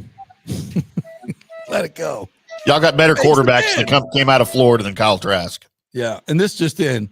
The Trop is being damaged every day without a roof. Yeah, this just in. It's just getting worse. And by the Rays not declaring what they're doing, they're running out the clock against what they always do. It's about them. If it was about the community, they would be working with the community for a solution. But instead, they're trying to figure out a way where they can get out of the deal and get the real estate. That's what this is all about. I told you that months and months ago when the deal was done, and I heard he was going to pay $700 million of his own dollars plus cost overruns. Yeah, what did I say? That's never happening. That's never happening. So anyway, there you go. George G says, I'll never understand playing the clock to 0 instead of playing to stop them on downs. Bowles survives again. Great soft defense. Bowles laughing my ass off. How many games can you cost a team playing 15 yards off? I know, bro. I don't get it. I just don't get it. Where will the Rays play in 26, says Scott Resnick. Okay. My guess? I mean, that's easy. Field. Yeah, they'll be there for 3 years. I think they're going to be there for 3 years. It's going to be wildly successful. It makes no sense moving them out of the market and bringing them back. That makes no sense whatsoever. You're going to see how wildly popular this, unless Stu says $250 per outfield seat, which is entirely possible. Hopefully Major League Baseball will not allow him to do that. If we have reasonable prices for tickets, there will be sold out every single game, especially in March, April, and May. Guarantee. We'll see what the summer months bring. There won't be many games, so I think those will be well attended because there'll be very few. I think however many season tickets they offer, they will sell out. So I think it's going to be wildly successful, which will allow them to make probably more revenue than they made in Tropicana Field or close to it. And I think they'll expand it until they build a real stadium in Tampa. And that's what I think is going to happen. So and it will be a much more enjoyable viewing experience for the fans at Steinbrenner Field than at the Trop. Like without not only live but on TV as well. Yeah. Like how boring is it to watch a game at Tropicana Field when there's 5,000 people there, and if you can hear Aunt Judy and Aunt Lisa in the fifth row talking about how bad the peanuts are. It's like it's ridiculous. You can hear private conversations going on in the stands. Among other things they're talking about. Yeah. And so and you see a packed stadium. I mean, when you turn on a TV and you look at, it's a packed stadium and there's energy, it's a better viewing experience on TV too, right? Ratings will be up. Yeah. Just go get some freaking hitters. Let's talk about that for a little bit. Vote for me. Vote for JP for mayor. Ashley wants to know, where can I get a shirt like Tim's? Fanstreamsports.com. Click on merch. Okay. There you go. On a website. Do we have any JP Peterson show JP t-shirts? Peterson branded hoodies. My God, why don't I have one? And mugs. What's wrong we have a serious problem of corporate management. I blame Gerber. I blame Gerber for everything. Yeah, we have a serious just go to fanstreamsports.com. Directors meeting. Click on merch. Click on merch at the top. It'll take you to our spring store. And there you go. Yeah, there you go, honey. Now you know what to get me for Christmas. Yeah, and you, the whole family's getting JP Peterson Show merch. Everybody's getting the merch. All right, dang good hoodies. Do we need to take a break? That was fun though. Thank you for all your guys. Yes. I love your comments. You make the show. It's why we do this every day. You're funny. You're insightful. You piss me off. You back me up. I love it. I love dealing with you guys, and we love the commenters. So please keep it coming. Except you, James. You're a pain in the ass. And F you. Peace out. I'm gonna go have a No, James. I love you too. Just stop tweeting at me so much in all caps, please. Jesus Christ. Why are you yelling? I know he's always yelling at me. Like Norvell. I know Norvell sucks. We can't fire him. Sorry, it's not gonna happen. What do you want me to do? Yelling at me is not gonna make it happen. Trust me. All right, quick break. When we come back, we talk college football playoff. TJ Reed's going to join us in our last 10 minutes, as he can do some days. We love that. So we've got a good last half hour coming your way. College football talk. We'll touch on all the local teams as well. Where are the Florida Gators going bowling? I want to see them beat somebody's ass besides ours. Back at 3.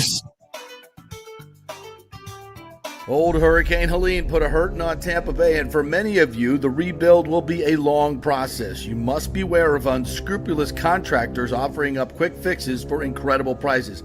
It's a scam. So go with long-standing, reputable companies like Third Generation Plumbing and AC. My friend John Rodriguez has been serving Tampa Bay since 1995 with hundreds of 5-star reviews. If you need a new AC system or any home repairs from Helene, they will work with insurance companies to get you taken care of quickly, expertly installed, of course, and a 1-year maintenance plan and 10-year warranty included on all AC units. 0% financing for 60 months.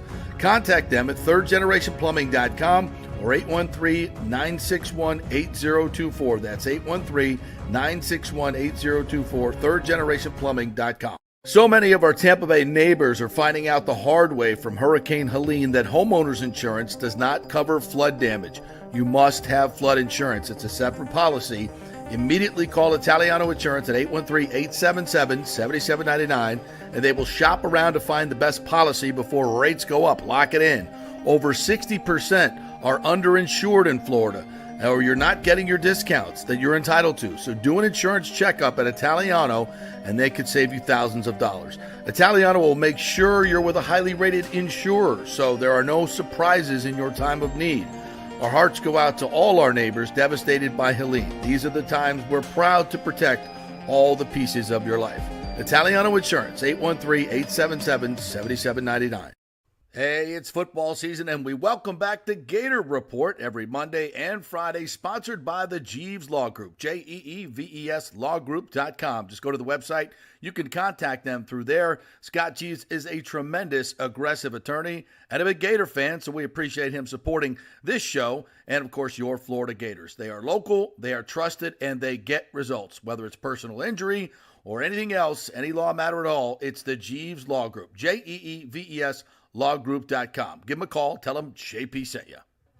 Ciao, Paolo Tini here, owner of Caffè Paradiso, one of South Tampa premier traditional Italian restaurant. We were recently voted number 3 on Open Table list of Tampa Bay's top 10 restaurants. We're very proud of that because we take great care of preparing each dish by hand with homemade sauces, pastas, only the freshest local ingredients. You won't see the big institutional vendor trucks pulling up to our back door. We get our seafood from local vendors. Sometimes I even drive out to Tarpon Springs and pick out our daily catch right off those boats. So stop by and say hello. Try our traditional lasagna, the fresh veal, some of our signature dishes like capelli al granchio, that is angel hair with lump crab meat, our branzino, that is a sea bass. We're located at 4205 South McDill, and you can make a reservation on Open Table and read all the great reviews. See you soon. Ciao.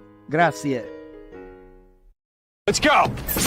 Right now. Back to the show on FanStream Sports.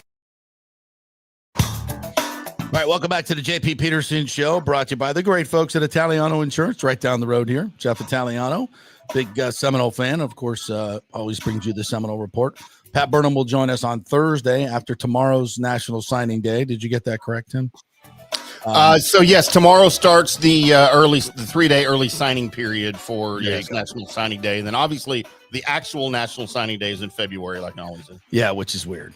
Yeah, which is completely irrelevant. They did get rid of the National Letter of Intent Day, though. Thankfully, that's not a thing anymore. It's all so silly. It seems silly now, doesn't it? But it's important. But it's important anyway. They're big FSU fans, and more than that, they're going to save you money, big time money, whether you're a Gator, USF, whatever. We love you. We love you. Everybody needs insurance, right? So come on over to Italiano Insurance. If you're having issues with your homeowners' claims, have some questions, their customer service is amazing.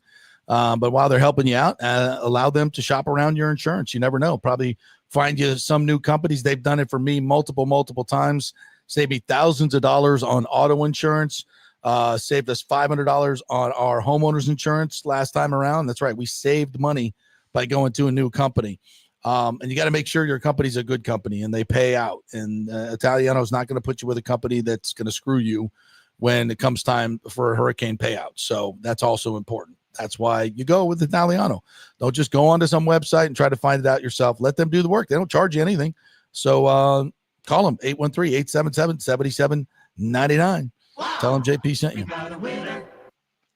We do got it. We got a winner. Italiano Insurance makes you a winner. Always a winner. Always a winner. All right. So the college football playoff is upon us. This 12-team playoff, which I have been begging for 30 years, at least. Yeah. On my first playoff napkin. When was your first playoff napkin in a bar? Do you remember that? It's like your first love. Your first time you drew on a napkin a bracket of college football playoff and how you were going to do it. We all did it, right? Back in the 80s and 90s. 1987? Probably, yeah. For me, as a Seminole fan, we would lose early or lose to Miami or something like that. And we'd always have the best team at the end of the year. But you already had a loss, so you're out, right? It's like, what about now? We're a better team. We got a better quarterback. We're, whatever we became. You never rewarded teams for getting better as the season went on, because if you lost week one, you were screwed. Yep. So I'm like, we have to fix this. We have to fix this. So 40 years later, the fix is in. Finally, it's 12 teams, and it still ain't enough, right? So we'll find out tonight. To me, to be the crux point here is Miami, right? Is a 2-loss ACC team going to get in before a 3-loss SEC team?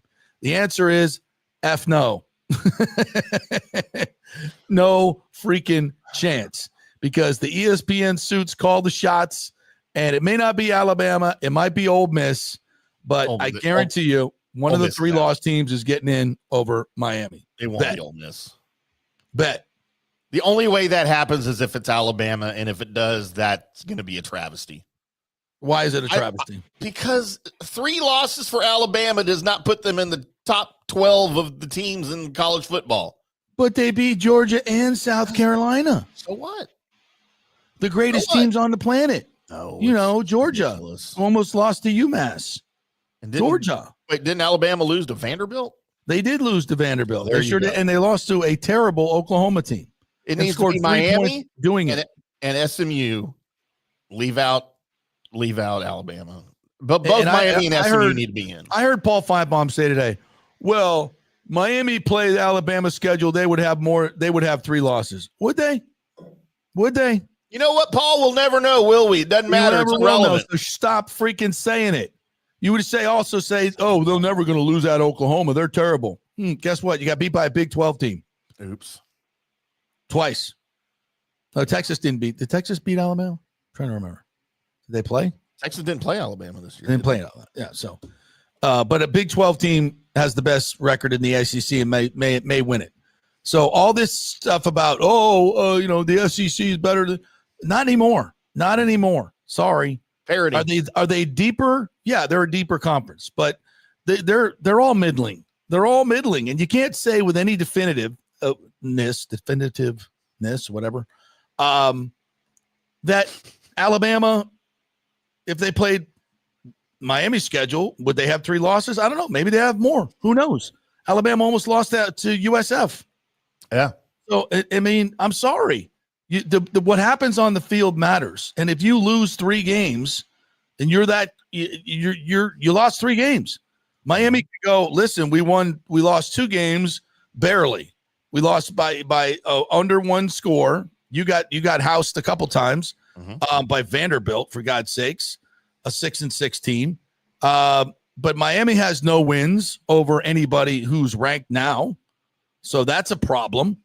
I don't want to be sitting here defending Miami, but to me, there's so much mid.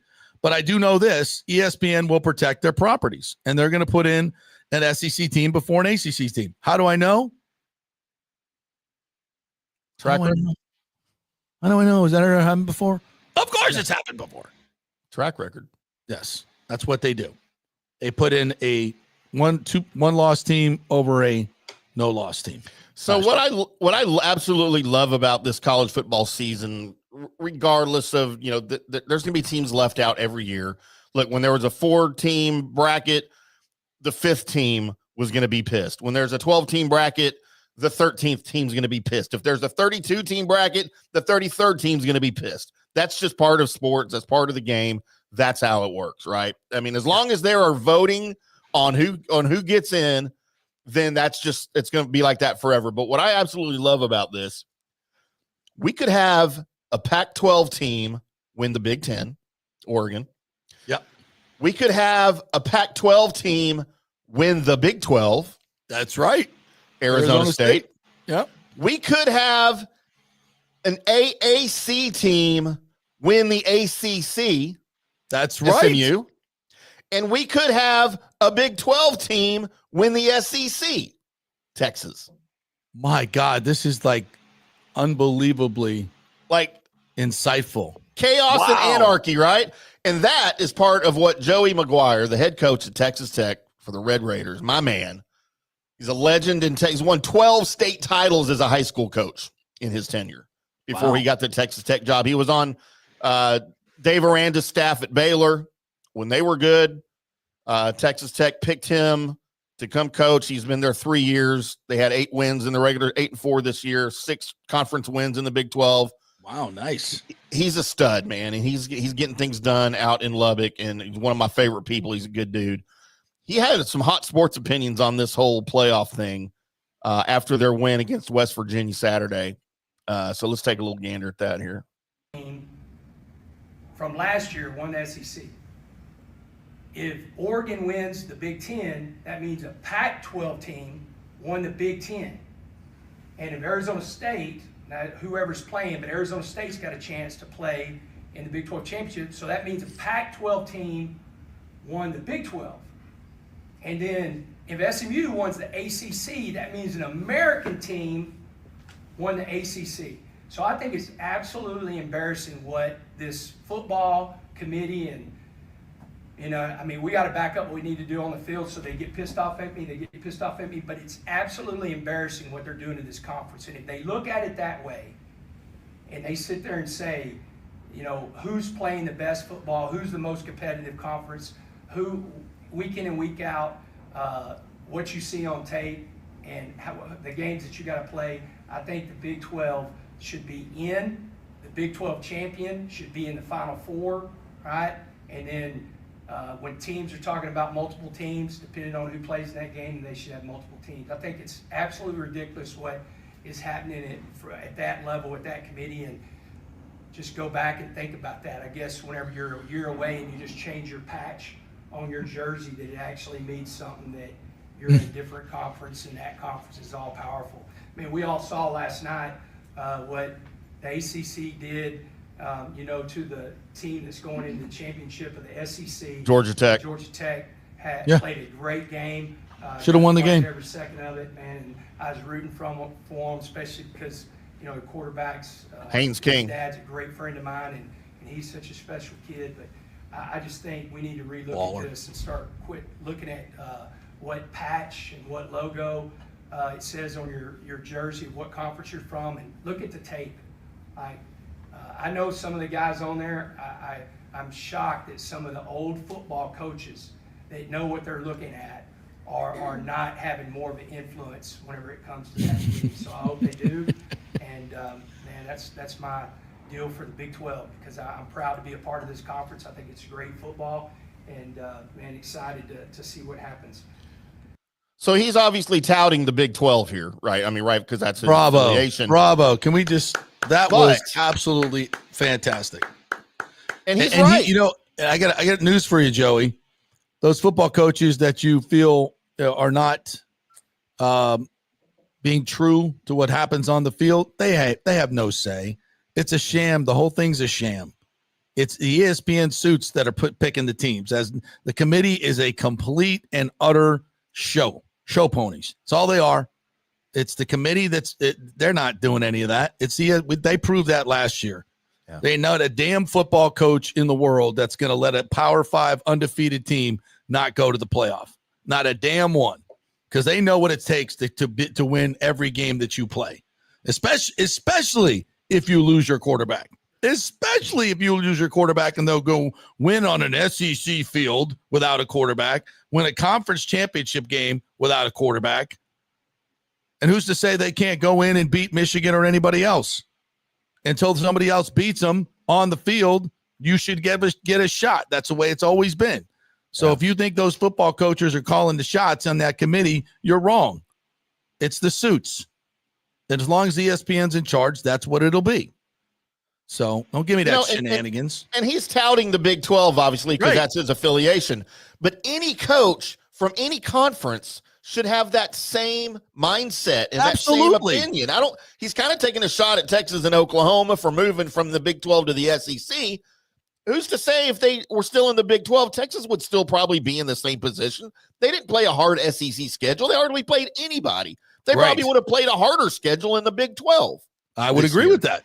I would agree with that. So teams that, by the way, teams that know them and aren't afraid to go to Austin or they're not intimidated by the Horns because they've been playing them forever. Those are tougher games. I'm sorry that this proves, though, what he's saying is all this bias. Well, the SEC is a harder schedule. No, it's not. No, it's not. It's not. Not this year. Oh, certainly not this year. It's because how do I know? Because the Big 12 team just played an SEC schedule and won and went undefeated or lost one game. Yeah. So no, and all those an American team came in and trounced the ACC. Good football is good football, Yeah, it doesn't matter what conference you're in. Just it should be the 12 best teams, the 12 hottest teams, the 12 best teams. I agree. By the way, I just want to say this before we move on.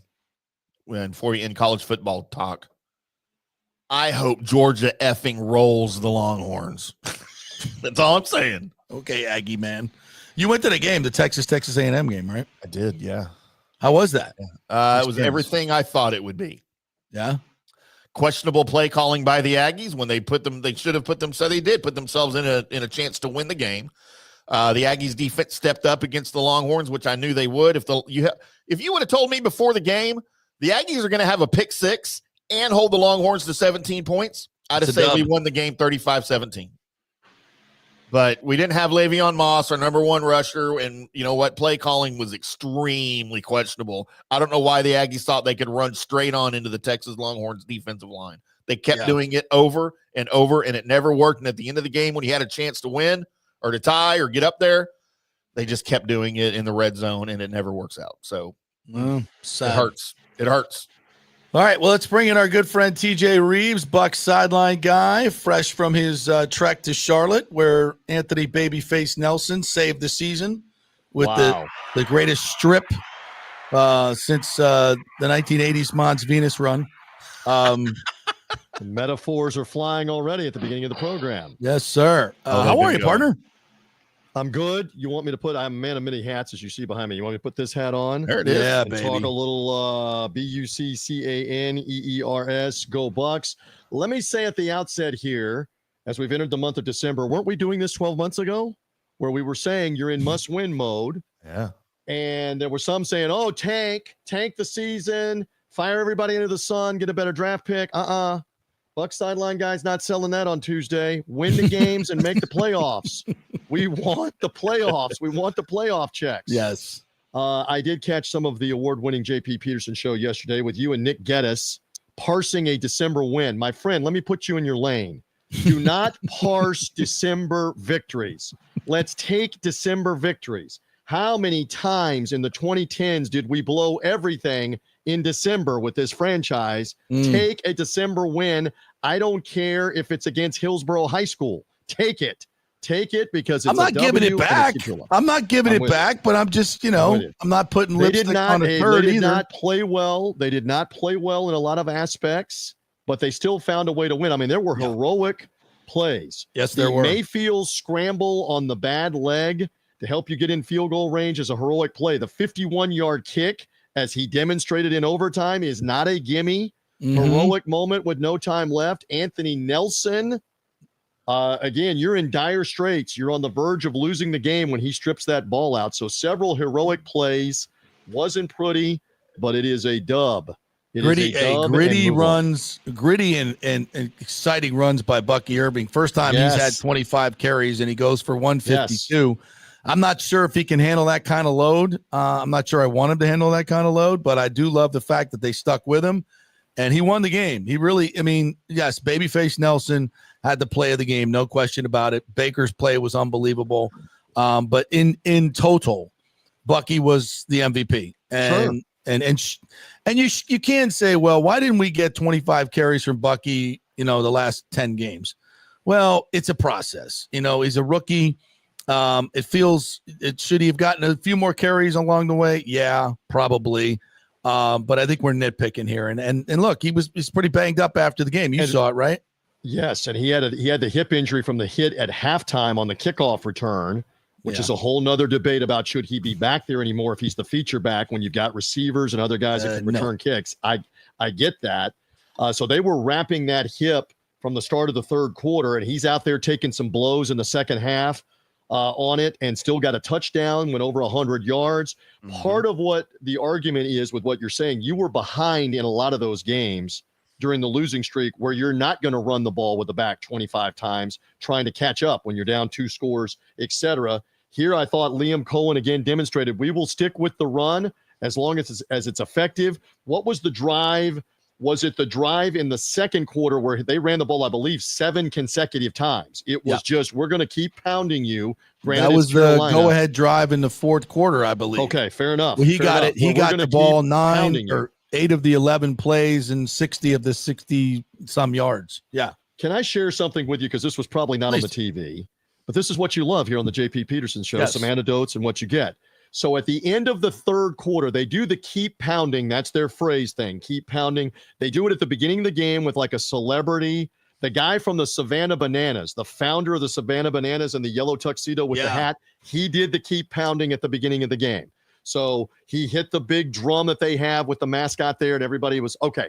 They do the same thing now at the end of the third quarter where they dim the lights like in the club, and they've got the blue and the gray lights blinking. Oh, wow. And they brought, you know who they brought out?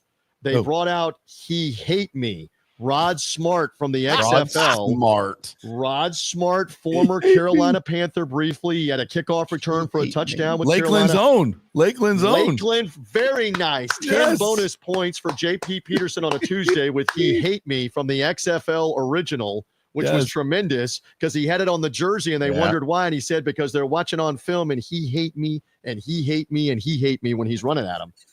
I swear to you, I think he was intoxicated. Oh, I let's do, hope because so. he came up. Well, he came out to hit the big drum. He almost missed it on the first swing, and then the next pound he sort of hit it, and everybo's going, "We're going to be here till Tuesday if somebody doesn't help him." He hate me with the he drank me. He drank me. He drank me's trying to pound the pound.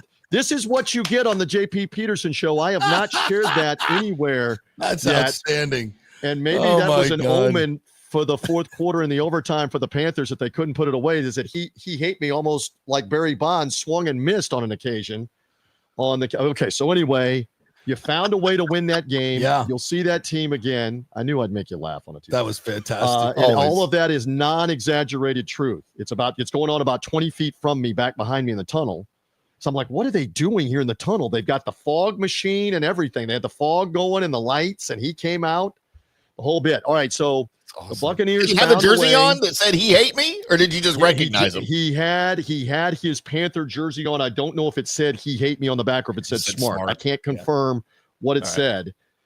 Somebody's got to have video of that on the internet. Yeah, we'll find out for sure. Yeah. Ton of Buccaneer fans were down in that lower level and in that corner behind the Buck bench.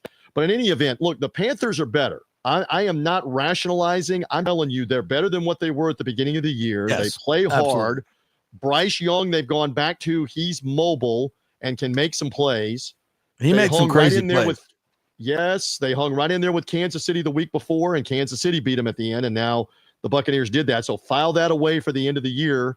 That's not a layup at the end of the year with them, much less the Saints in the final game, which brings us to the comedy that is the Raiders coming to Raymond James Stadium for this week.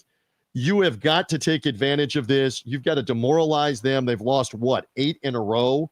You got to demoralize them at the beginning of this game and do what you did to the New York Giants. Don't give them any life. Their quarterback situation in total disarray. The choice of Aiden O'Connell or Desmond Ridder right now for the 8 losses in a row for the Las Vegas Raiders. So take care of this game. Another December win.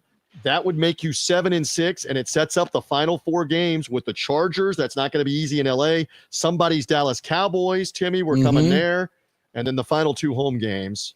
But meaningful football coming up. Take care of business with the Raiders. And you got meaningful games down the stretch. Question for you, my friend. Who's it going to be next week? Tom Tupa? Mark Royals? Pick your favorite former Buccaneer punter. I know you got some great ones in the back of your brain. Yeah, what are they going to do? Who's punting next week? Mark Royals is in great shape. He can do I it. see your Tom Tupa and your Mark Royals? And do we go back to Frank Garcia? While we digress, Frank Garcia was the punter in the late 80s for the bad Buccaneers, like the Ray Perkins, Richard Williamson, horrible year after year. So a young TJ is subscribing to the old incarnation of the Buccaneer magazine, the newsletter, the magazine. Yeah. All right, so now it's known as the Pewter Report. Scott Reynolds is on, but this is the first incarnation in the 80s. And this is pathetic, and I'm going to call them out. They were so bad. I'm in Memphis, Tennessee, trying to read up on my Buccaneers because they would never show the Bucs on TV. And I swear to you, they did not understand first-class mail or whatever, mailing me my subscription to the Buccaneer magazine, because I would literally get the Buccaneer magazine like 2 weeks late. I would literally get it 2 games later that I'm getting the Buccaneer magazine. My point is with Frank Garcia, the punter, he was a pretty good punter, but they literally named him the Buccaneer Player of the Week like 3 times that year under Ray Perkins. Frank Garcia, the punter, is the player of the week. It's like FSU this year is either Fitzgerald or Mastromano. There was nobody else. Pick the punter or the kicker. So while we totally digress on a Tuesday, I used to get 2-week-old Buccaneer magazines in Memphis, Tennessee with Frank Garcia. Glorious. So maybe I don't know what Frank's doing. Frank's got to be 60, maybe 65. I don't think he's the punter for this week. But I vote and an Andrewsision. The late Z and Andrewsision who passed away from cancer a couple years ago. Who you vote for?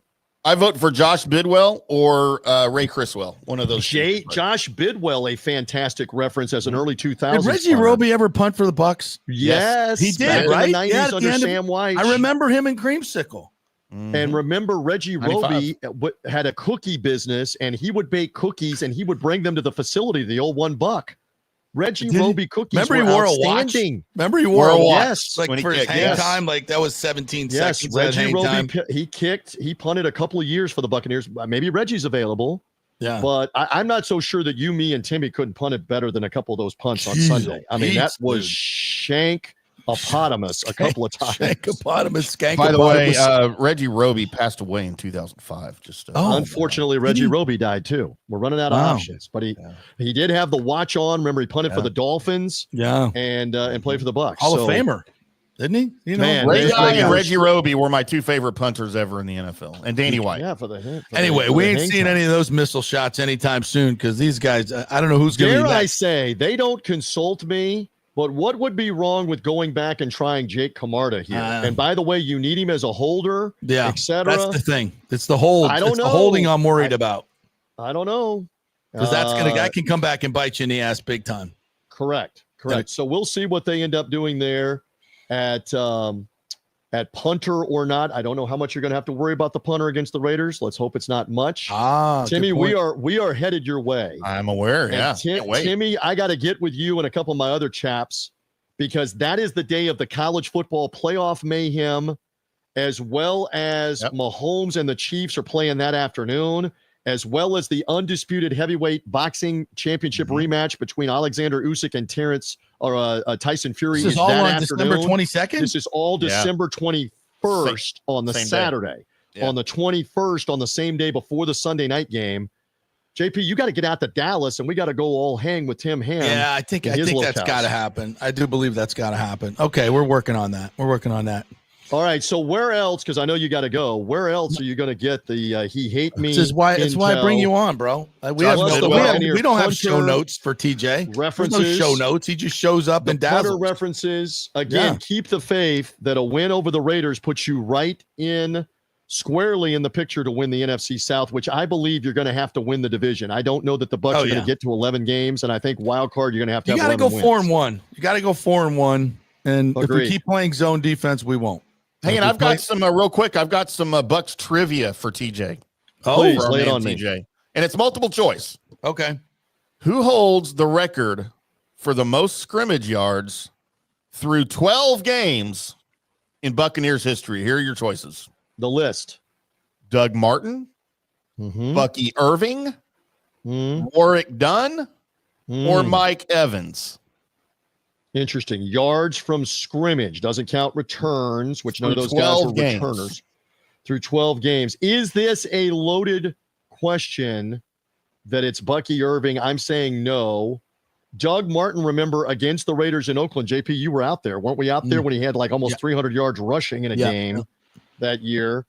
I am going to say loaded question. It's Warwick Dunn. I'll go Warwick Dunn through 12 games. How'd I do? You're close, but no cigar, TJ. Warwick Dunn is number 3 on the list at 982 yards through 12 weeks in 1997. Okay. Mike Evans, number 4 in 2014 with 890. Your winner, 2012, Doug Martin, on a 7-9 team. Correct. Had 1,480 yards from scrimmage But almost through 12 games. Almost 300 of them were rushing in the Raiders game. Right. The muscle at hamster. the Oakland Coliseum. Second the muscle place, hamster, one of the greatest nicknames of all time that he didn't like. Yes. He hated it. Correct. Second place is Bucky Irvin. Michael Irvin and Bucky Irving. Bucky Irving this year with 1,017 yards from scrimmage through 12 games. Is this guy going to be a gamer or what? If the hip is better, keep feeding him against the Raiders. I love it. I look forward to being back with you next week. Thank you, partner. Spew some more optimism before the Chargers game. Buccaneers, meaningful football coming up here. Just keep winning, and be relevant. You guys have a great week. Love you, brother. The great TJ Reeves, Bucs Online guy. Nothing But Bucs podcast. Yes. Really good this week. It's a good every week, especially this Gene week. Screaming Oh, in the overtime and the Anthony Nelson fumble. It's tremendous. Relive all the interviews while I'm walking up to guys. How about Anthony Nelson? You've already covered this. Wife had the baby Friday afternoon. Yeah. He strips the ball out. They win in overtime to keep the season alive. What a story to tell baby Eli. Eli Nelson, born on Friday. What a story to tell him later in life about Thanksgiving weekend 2024. Hello. Hey, TJ, you remember that? You got to rename the kid Chuba. Yeah. There's Anthony Nelson right there. Is that and I Dream a Genie? And believe it or not, Larry Hagman died decades ago. Barbara Eden is 93 years old and still alive and looks good for 93. It is crazy. She's still Genie is still alive at 93. The things you find out on the JP Peterson show. Yes, by the way, Larry Hagman passed away in 2012, a native of Weatherford, Texas, just to the west of us here now. Wow. Yeah, we are really going in the weeds. Covering now. it. Thank you, We're TJ. covering it all. You boys have a great day, a great week. I'll be with you next week. I think Mrs. Nelson should rename the child Chuba in honor of the strip of Chuba Hubbard. The kid Eli, by the way, is biblical, and it was biblical. I have a son named Eli. One of my sons is named Eli. So there you go. Oh, nice. There you go. Thank you. Not naming him Chuba. All right, let's end this disgraceful broadcast that we had today. Think of alien invasions, alien erotic dreams, paint talk. Oh my God. If you missed anything, boy, you got to go back and listen to the podcast. Rewind. Apple and Spotify. We do this every day, folks. So hope you enjoyed today's excursion. Like the SS Minnow, the shipwreck. Our thanks to Matt Matera and TJ Reeves and Timmy. You did a great job as always. Lots of fun today. We'll be back tomorrow with more fun and frivolity. It's National Signing Day. Florida State will get nobody. And the Gators are loading up. We'll see what USF does as well. And we'll have some fun. Have a great day, everybody.